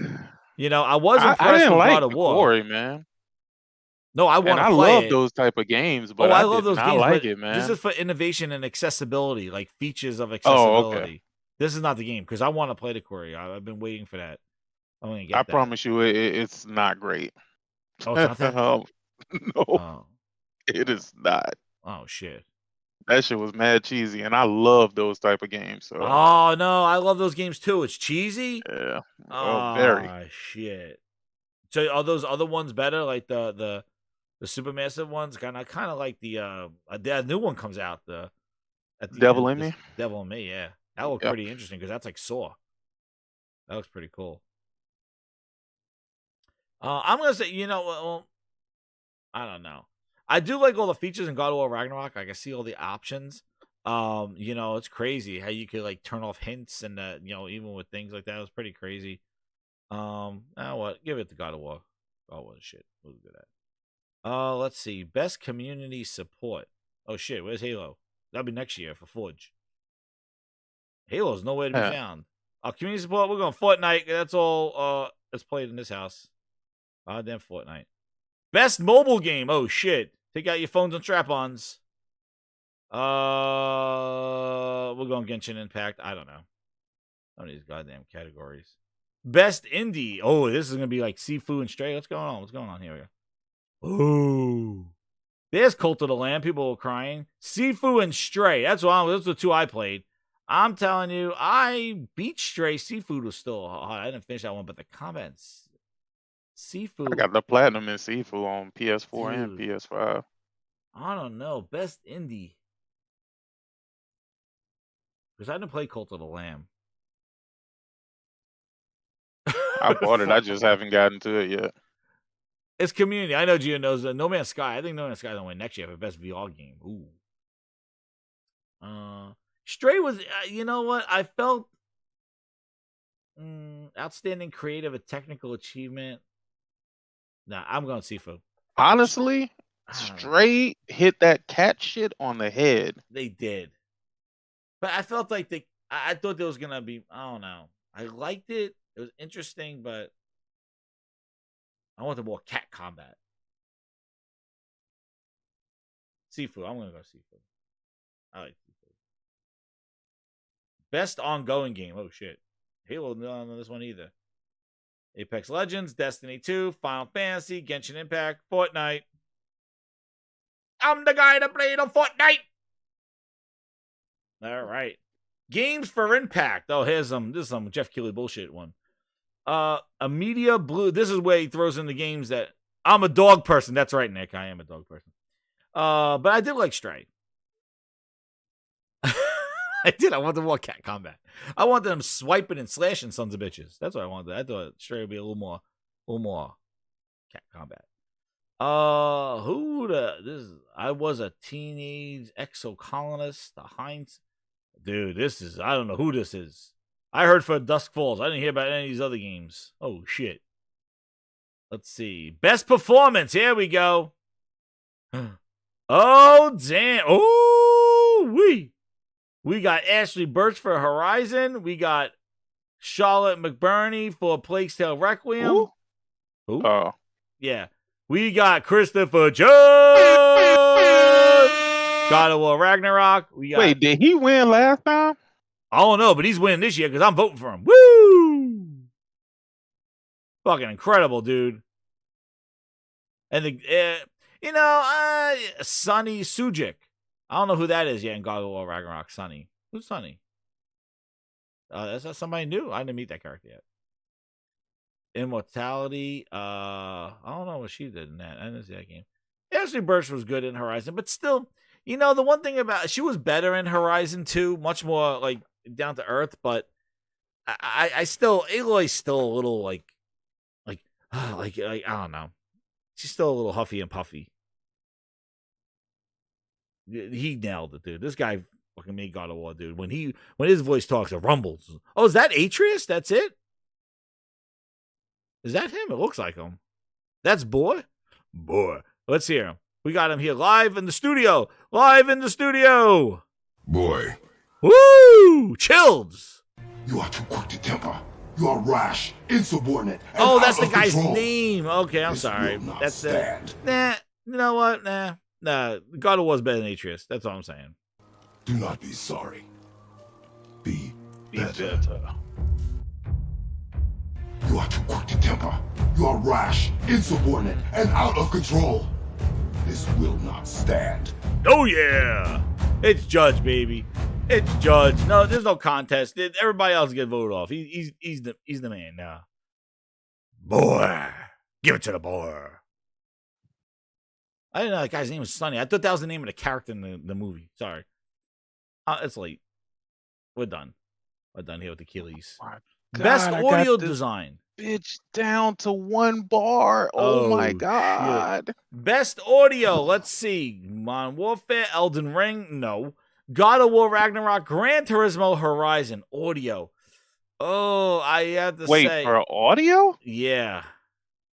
Wait, what was the nominees? It's Call of Duty, Modern Warfare 2, Elden Ring. Man, Elden Ring could go suck a dick. Yeah, Elden Ring did nothing good. No audio, no graphics. That's just, no. Presentation, Elden Ring was like the worst part of it. God of War Ragnarok, Gran Turismo 7, and Horizon Forbidden West. Audio design. I think I might get that to Horizon, man. I might get that to Horizon, man. Yeah, but I don't know. I don't know, but God of War had some. Yeah. Shit. Yeah, the soundscape was crazy in God of War for real. Yeah. That thing's like I like throw that axe and I like listen around. That audio is just like fucking crazy. But Horizon did have good audio too, like that music and stuff, and just oh man. Gran Turismo, that's cost sounds like, but they do have cool music in there. I do like the music. Oh yeah, they do. They definitely do. That was good too. Like that's and the sound design on Gran Turismo. I mean, but if we're talking about, the sounds that actually get you, immersed in the game, There's only one. Boy. He told me. Do not be sorry. Be better. All right, he told me. It's God of War. All right, we're coming now. Best score and music. Oh shit, we're back here. Elden Ring, Plague's Tale Requiem, God of War, Hellsinger. Oh, that was that. You know what? I'm gonna give it to this game. Had that was like the wasn't that the rock? It was like Doom with like a rock thing. That's interesting. Yeah. We'll give them we'll throw out a bone there. We won't let the clean slate here we won't like sweep it. Oh man, best art direction. Here we go. Holy what the Oh my. Hold on. Okay. Holy Spirit, activate. Oh no. Holy Spirit. How did that get in there? Holy Spirit, activate. Activate. Activate. How did that get in there? What's in there? Who slipped who a friggin' song? Best art direction. You got Elden Ring, God of hell War no. Ragnarok, Horizon no. Forbidden West, Stray, and holy shit. Oh! Where's my siren?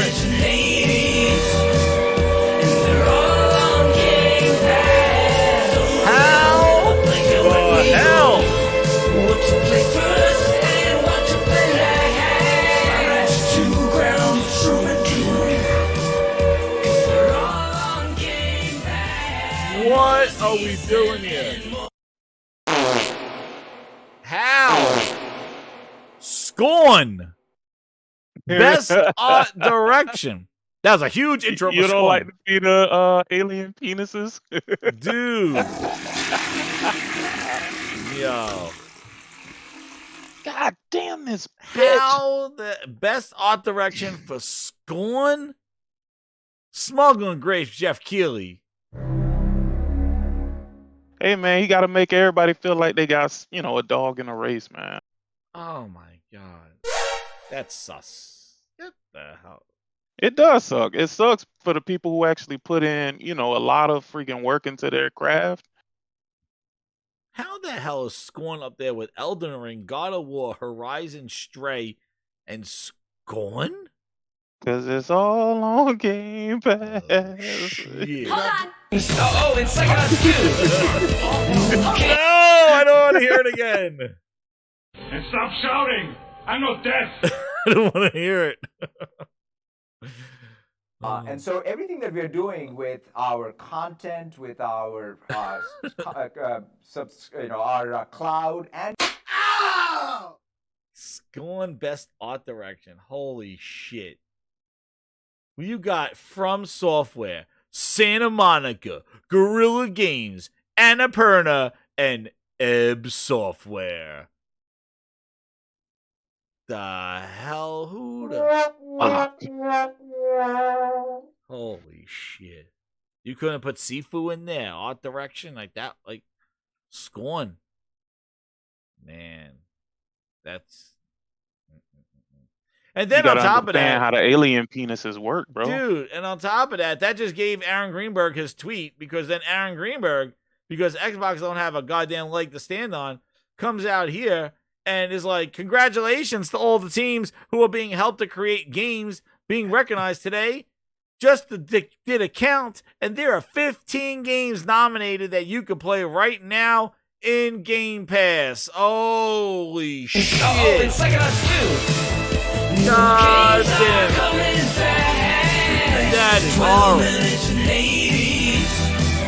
And they're all on Game Pass. Somerville, a Plague Requiem. What to play first and what to play last. To ground, true and true. 'Cause they're all on Game Pass. This is where the sickness starts from. Here's Patient Zero. Aaron Greenberg, Patient Zero. Oh, let's celebrate to all these teams and recognize them by not buying their game. That's what he's saying. Guys, there are 15 games in here that you can play in Game Pass. Don't buy it. Just go play it in Game Pass. We got nominated for an award. People should go buy our game. They use the awards as a way to increase sales. You don't have to buy. These games are so great, you don't even have to buy them. But pay Aaron Greenberg $15 a month and you could try them out. Patient goddamn Zero for this diabetes, as Zaire calls it, diabetic gaming. Goddamn bottom dollar, face down, ass up, Walmart, ankle deep bin gaming. Patient Zero, I present. We need a vaccine for his stupid ass. fucking ridiculous. This is where it is. Then congratulations to everybody who's made great games. Now, don't buy them, play them in my fucking service. I mean, to be fair, that's his job, though. It's horrible. Make some goddamn games. Oh, wait, he's not done yet. He says, just that it counts. There are 15 games nominated that you can play right now on Game Pass across Xbox, PC, and strap-on cloud. Holy shit. Holy Spirit, activate. Oh no. Holy Spirit, activate. Play my game. Holy Spirit, activate. Play Activate. my game. Activate. Holy shit. And these are the games. Look at this guy. And you want to think, like, oh my God, wow, 15 games. There must be some incredible ones right here. Yeah, you want to know what? Right. Tunic, which is on PlayStation. Vampire Survivors. Norco. Plague's Tale Requiem. Immortality. Scorn. How the hell did that get in there? We know. Now we found out. Aaron Greenberg put his book in there. Metal Hellsinger. We got. I mean, you got to remember they do the Game Awards at the Microsoft Theater, so they got to have Aaron Greenberg's ass up there. What I mean? Total Warhammer 3, 2 Point Campus, a Memoir Blue, a Dusk Falls, Citizen Sleeper. Put me to fucking sleep. Holy shit. Dude, the biggest game that you got in here, 2 games Game Pass got. Plague's Tale Requiem and Turtles. I don't know what the hell else. What are we talking about here? A Warhammer Total War? Like, what? Like, this is the level of gaming that you're promoting right now? This is nice middle of the road. Holy shit. Somebody get his ass a vaccine. We need a vaccine for cheap-ass gaming.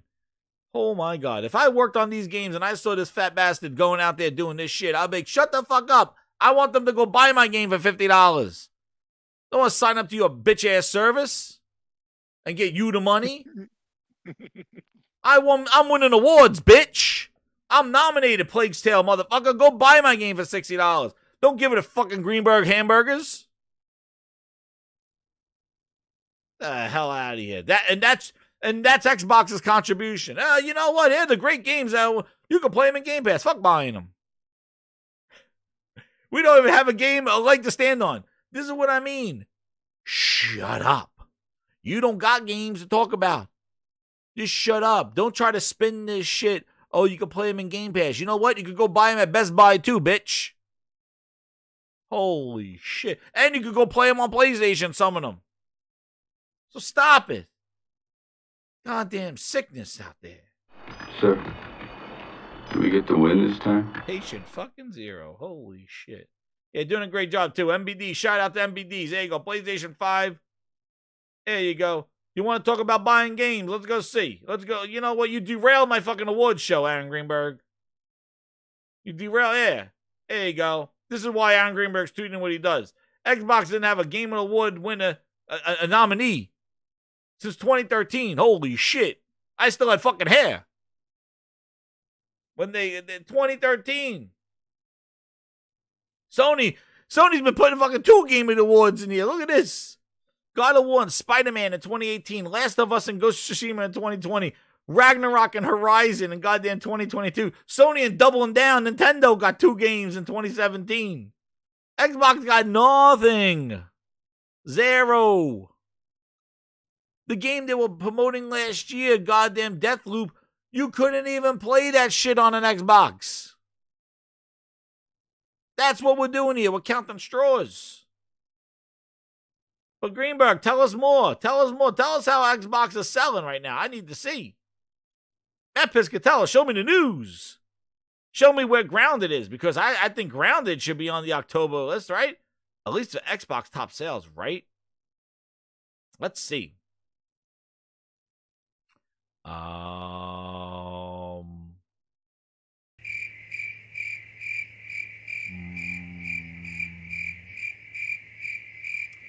Nope. No Grounded here. But Game Pass, though. I don't know how Grounded... This is interesting. How is Grounded... Look at this. Horizon. Still in the top 5. Oh, that's all... Yeah, wait. This one. How is Grounded went from 54 to 15 in the top 20 games, but it's not in the top 10 on Xbox? I need explanation. Grounded, I saw here, is ranked 15 in the top 20 games for October 2022. Then you would think, like, oh, that will be on the top Xbox games. Grounded should be. Grounded's not even in the top 10. You're telling me Saints Row? Elden Ring? Black Ops Cold War sold more than Grounded? Black Ops Cold War. What the hell's that doing up there in 2022? I missed a super chat. Oh, shit. Grind's getting angry. Side Effect Gaming, thank you for subscribing. The Game Night 123 with the 5. He goes, oh, snap. God of War Ragnarok is dropping into PS Plus Extra day 1. Oh, it was a rumor. I'm not excited anymore. Exactly. Thank you. That was what I was exactly talking about. That we're talking about the AEW wrestling. Thank you. Sorry about that. I missed the super chat. Thank you, Nick. Let me know. Sorry that Game Night. I got involved in the Game Awards. The smuggling grapes. Let's finish the Game Awards, actually. No more MPDs. I don't care about Grounded. But thank you, Game Night. On that. Yes, exactly. How you're excited for the game because you're going to get it for free, but then when it's not for free, all of a sudden you don't care for the game anymore. All that means is you didn't care about it to begin with. Yeah. Oh, what they're saying. Exactly. And that's the thing that drives me crazy. Like, it's just, no, dude, it says Xbox platforms. It says this is a Steam and Xbox platforms. So this is across Xbox platforms. I don't know where it is. I don't know. Back to smuggling grapes. Let's go. Best art direction. We got killed with Scorn here. You know what? I'm gonna do Horizon. Let's give Horizon a little love. The best narrative. Woo! Elden Ring. Get that out. Plague's Tale. Yo, they just throw an Elden Ring in Elden Ring for best narrative. Oh shit! Twisted said I missed his too. Yo, niggas can't even tell you the fucking story to Elden Ring right now God. to this day. Like, I'm getting yelled at by the grind's right here. I'm missing all these super chats here. I'm sorry. I'm sorry. The Game Awards made me blind here. I'm all messed up here. Here we go. Sorry. Did I read? I read the Twisted. There it is. Games Industry Biz just posted that God of War Ragnarok's launch was bigger than Call of Duty, Elden Ring, and Pokemon with the UK box game charts. Holy shit. Holy Spirit activate. Holy Spirit activate. You're getting that one, Twisted Sync. You're getting your Holy Spirit. Holy. Yo, I'm telling you, God of War, people, and you think God of War's lighting shit up. Wait till Spider-Man 2 comes out. Hold on. Okay. People are not going to be ready. Activate. Oh, no. Holy Spirit, activate. Holy Spirit, activate. Activate. Thank you, Twisted. But yeah, like Elden Ring.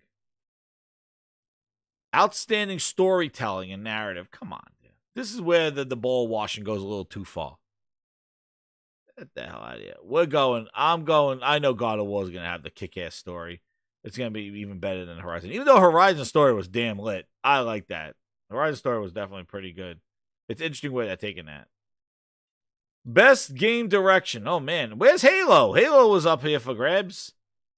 Outstanding creative vision and innovation in game direction and design. Elden Ring, God of War, Horizon, Immortality. I don't know what Immortality is. Stray. It voted for outstanding creative vision. Yeah, we're going God of War Ragnarok. Let's go. Let's go. Let's go. Boy. That's right. He told me. And then Game of the Year. Woo-wee. They threw in Xenoblade Chronicles in there for good measure. We are going Game of the Year. Let's just do it. Let's just do it. God of War. Let's do it. Do not be sorry. They're doing it. Be better. Boy. It's going to win. I don't know. I don't know, man. Immortality is a Game Pass porno. What? Did I miss one? Oh, we're done. God of War, boy. Here's your answer. You are too quick to temper. You are rash, insubordinate, and out of control. This will not stand.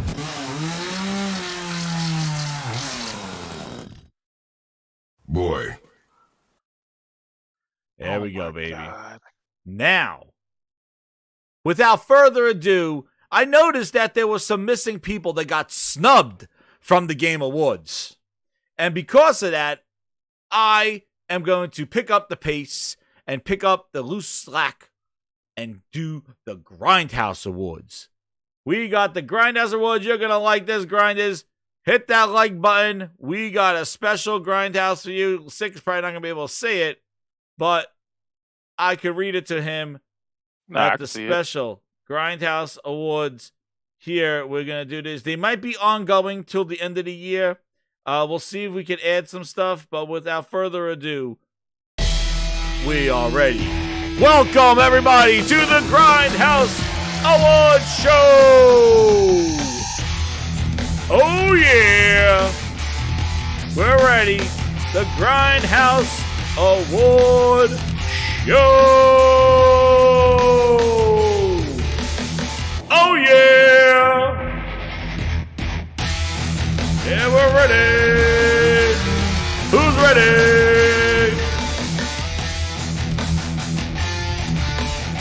The Grindhouse Awards are here. We're ready for the Grindhouse Awards.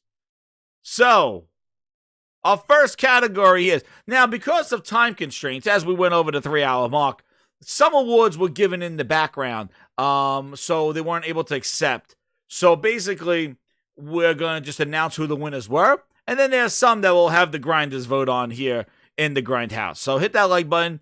This is going to be really awesome. Thank you for the 2022 Gaming Grindhouse Awards. And with our first award, this one was given in the back. I didn't have the acceptance speech, but here we go. The first, hold on, let me get. I think we need some nice background music, a little bit of a rock and roll here.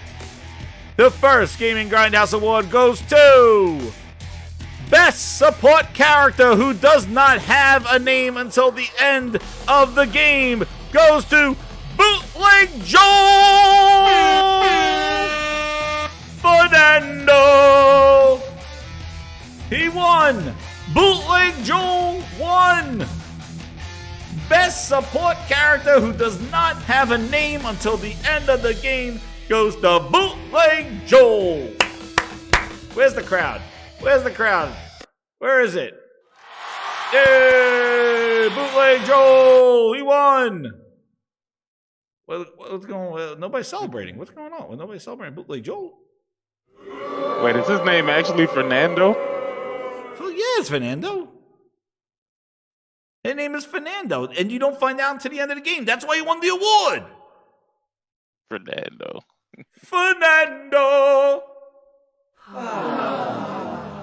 Hey, Bootleg Joel. Okay.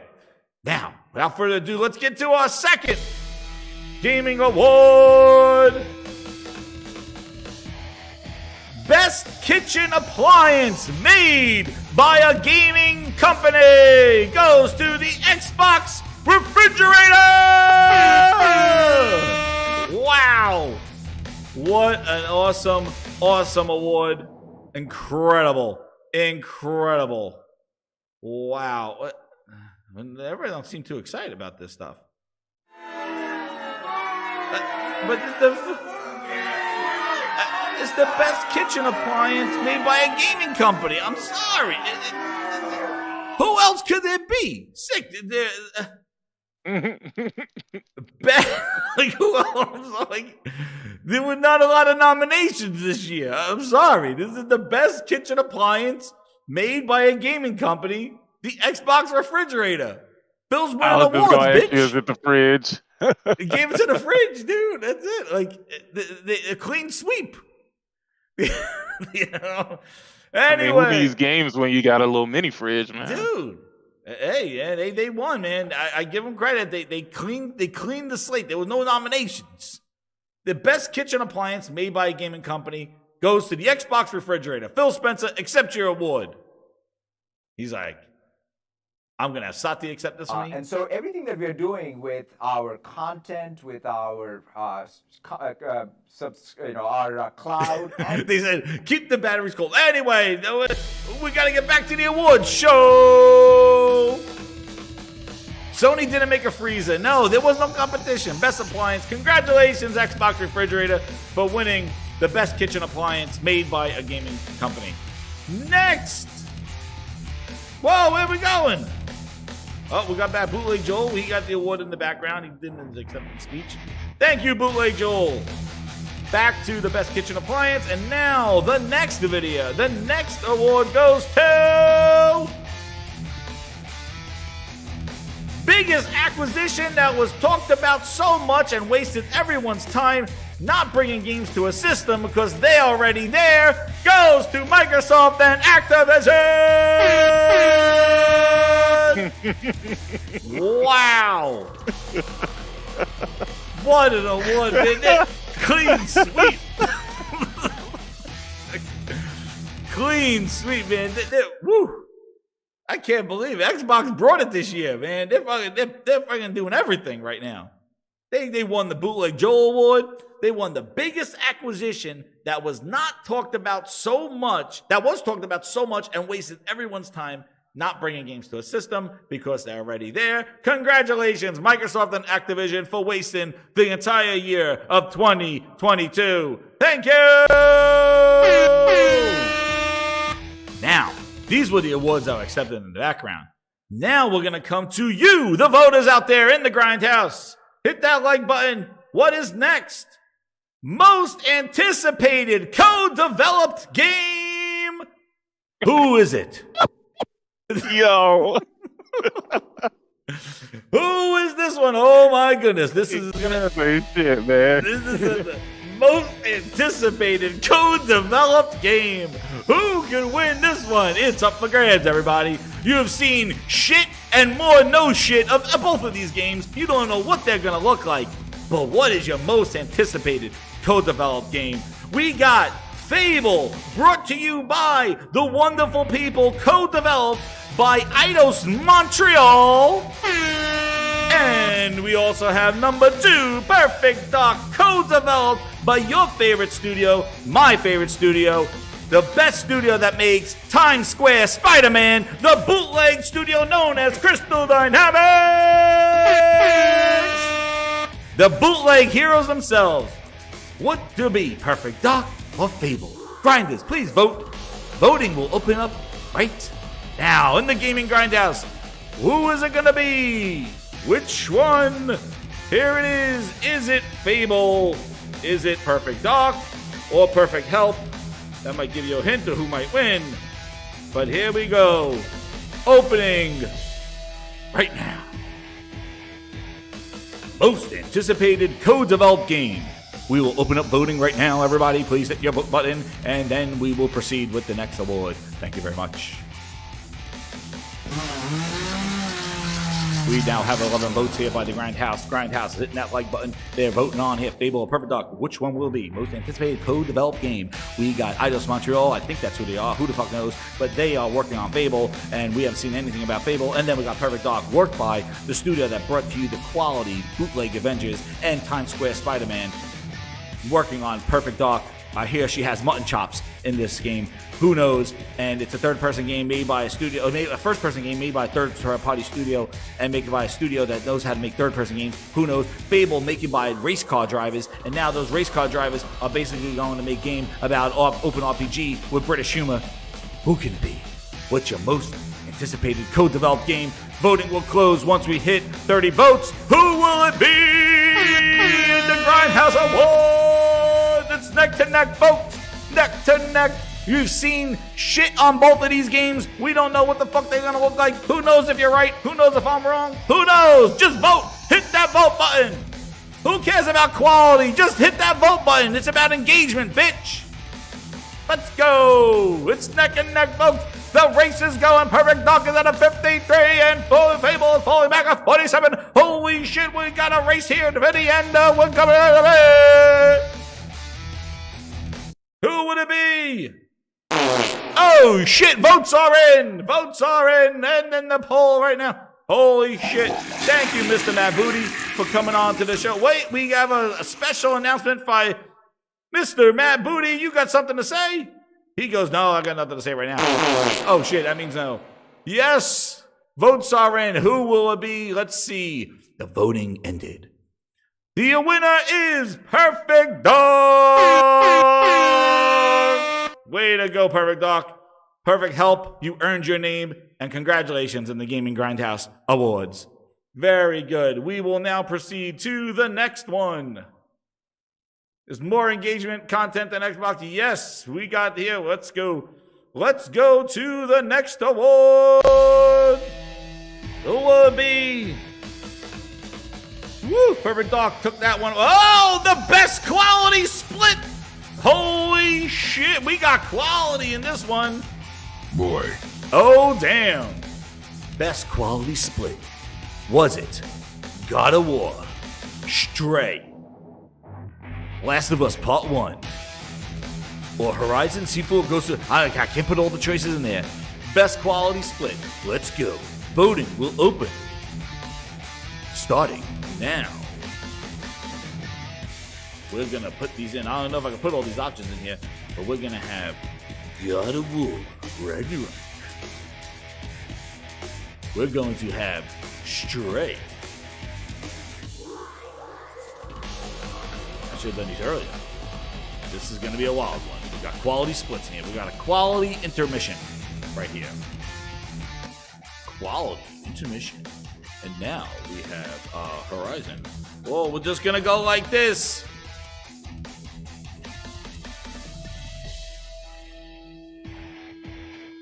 Yes! There it is, everybody. Now it's open. It's God of War Ragnarok. Is it Stray? Is it Horizon? Or is it, fuck it, all of them? Woo! What a Gaming Grindhouse Awards show we got here tonight. Fuck it, it's all of them. Vote right now, everybody. I put Horza. Oh, shit. I was typing it fast. Sorry. The Gaming Grindhouse production is definitely something in the building. This is the first every year. Oh, actually, second year of the Gaming Grindhouse Award Show. Whew. Man, oh man, who is it going to be? God of War Ragnarok, Stray, Horza, or fuck it, all of them. Best quality split. Herman Holtz bringing in the quality.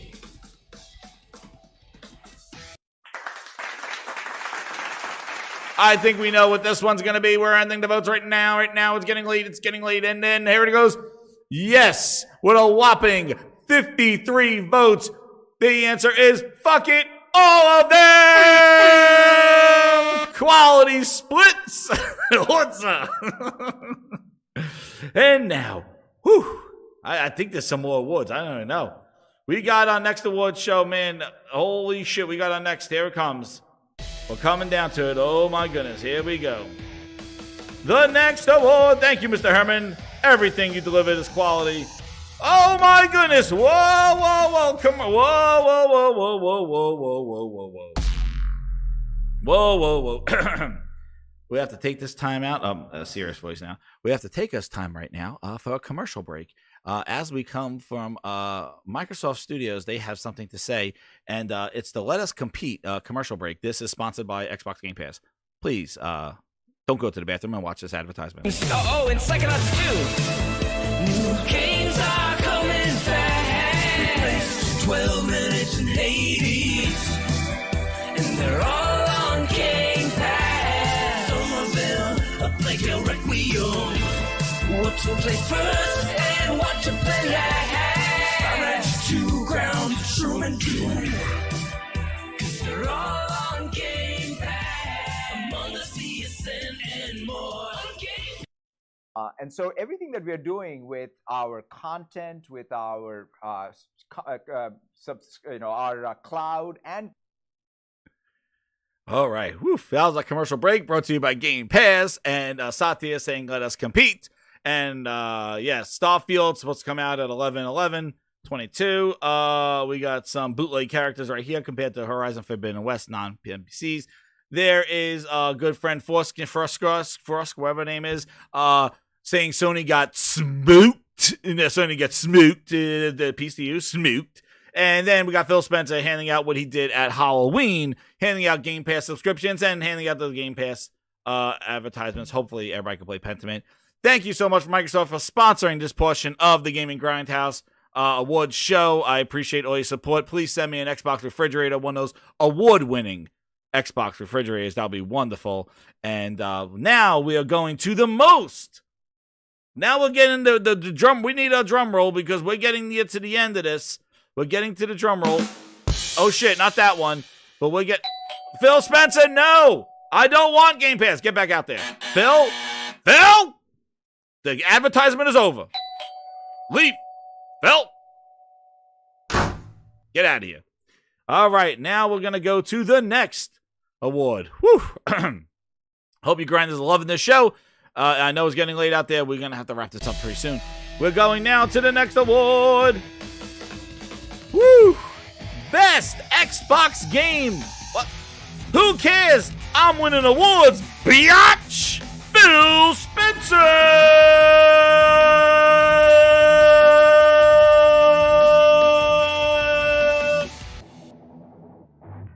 He says, who cares? I'm winning awards, biatch! Phil Spencer doesn't care about Xbox games. He says he's winning awards, bitch! Wow. Okay, well, that's a... Oof. I'm sorry about that one, man. Phil loves himself. He don't give a shit about the gamer. He says, who cares? He's winning awards, bitch. He gave himself an award. Oh, damn. Wow. Do not be sorry. Be better. Phil loves himself. He's winning awards, biatch. So, thank you, Phil. Okay, you kind of derailed our show here. So now let's get to the most important one. Phil, thank you very much for celebrating yourself. And we're going now to the next award, the biggest one, Philness of the Year! And it goes to, there is no voting on this one, ladies and gentlemen. There is no voting here. The Philness of the Year award goes to the entirety of the Xbox 2022 game lineup, or lack thereof. Yes, the Philness of the award year 2022 goes to... Xbox doesn't have any games for this year. And Booty, he proudly accepts the award. What? You're my number one customer. Booty's talking his shit again. Booty, you're not supposed to accept the award. Phil Spencer. Satya says he will accept the award on behalf of the Xbox 22 lineup. Satya, please say a few words. Please say a few words to the crowd, Satya. And so everything that we're doing with our content, with our our cloud. One of the things I really love about being here is the families that are here. Games to our platform, because in the end I think the gamers play the games. Of course they do. They don't play the studios. That they is don't true. play the resolution numbers, right? They play the games, and we want to make sure the best games are there. But it turned 10 and how we That's started true. Forza, and they've turned into a great racing studio that does an amazing job. And I know it takes a little bit longer, and maybe people like the quick, hey, why don't you just go buy this studio and bring them in? And we're completely open to that. Microsoft has the money. I have the green light, so to speak, in your terms, to go and acquire studios. Again, I just think it's the goal for us is to bring the best games to the platform. And if a studio wants to maintain its independence but work with a first party, I think that's fine. And the game, I think it's great, actually. And I think our ability to partner with those people and bring the best games to our platform is as strong as it would be if they were owned by us. Right. Means when I think about Xbox, I'm going to think about quality games. We have work to do there. We haven't done our best work over the last few years, with our first party output. I've that's said always always been a hit on the company on that. Whenever I hear some criticism. Yeah, I don't know if I'd say always. Like I think we've gone through times. Not to throw mud on you, but I have to know that's a fair. Yeah, I think it's something fair to say. It is. It is fair to say. And Shit.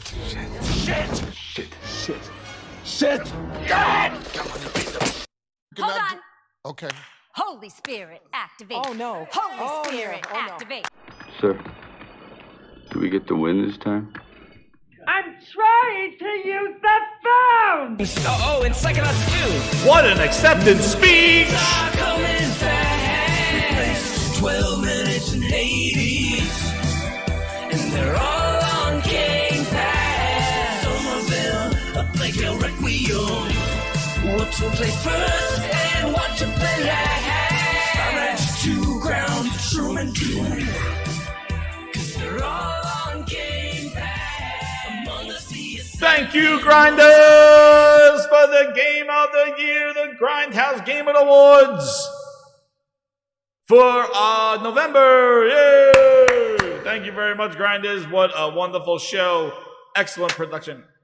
Slow clap. What? No. Yes.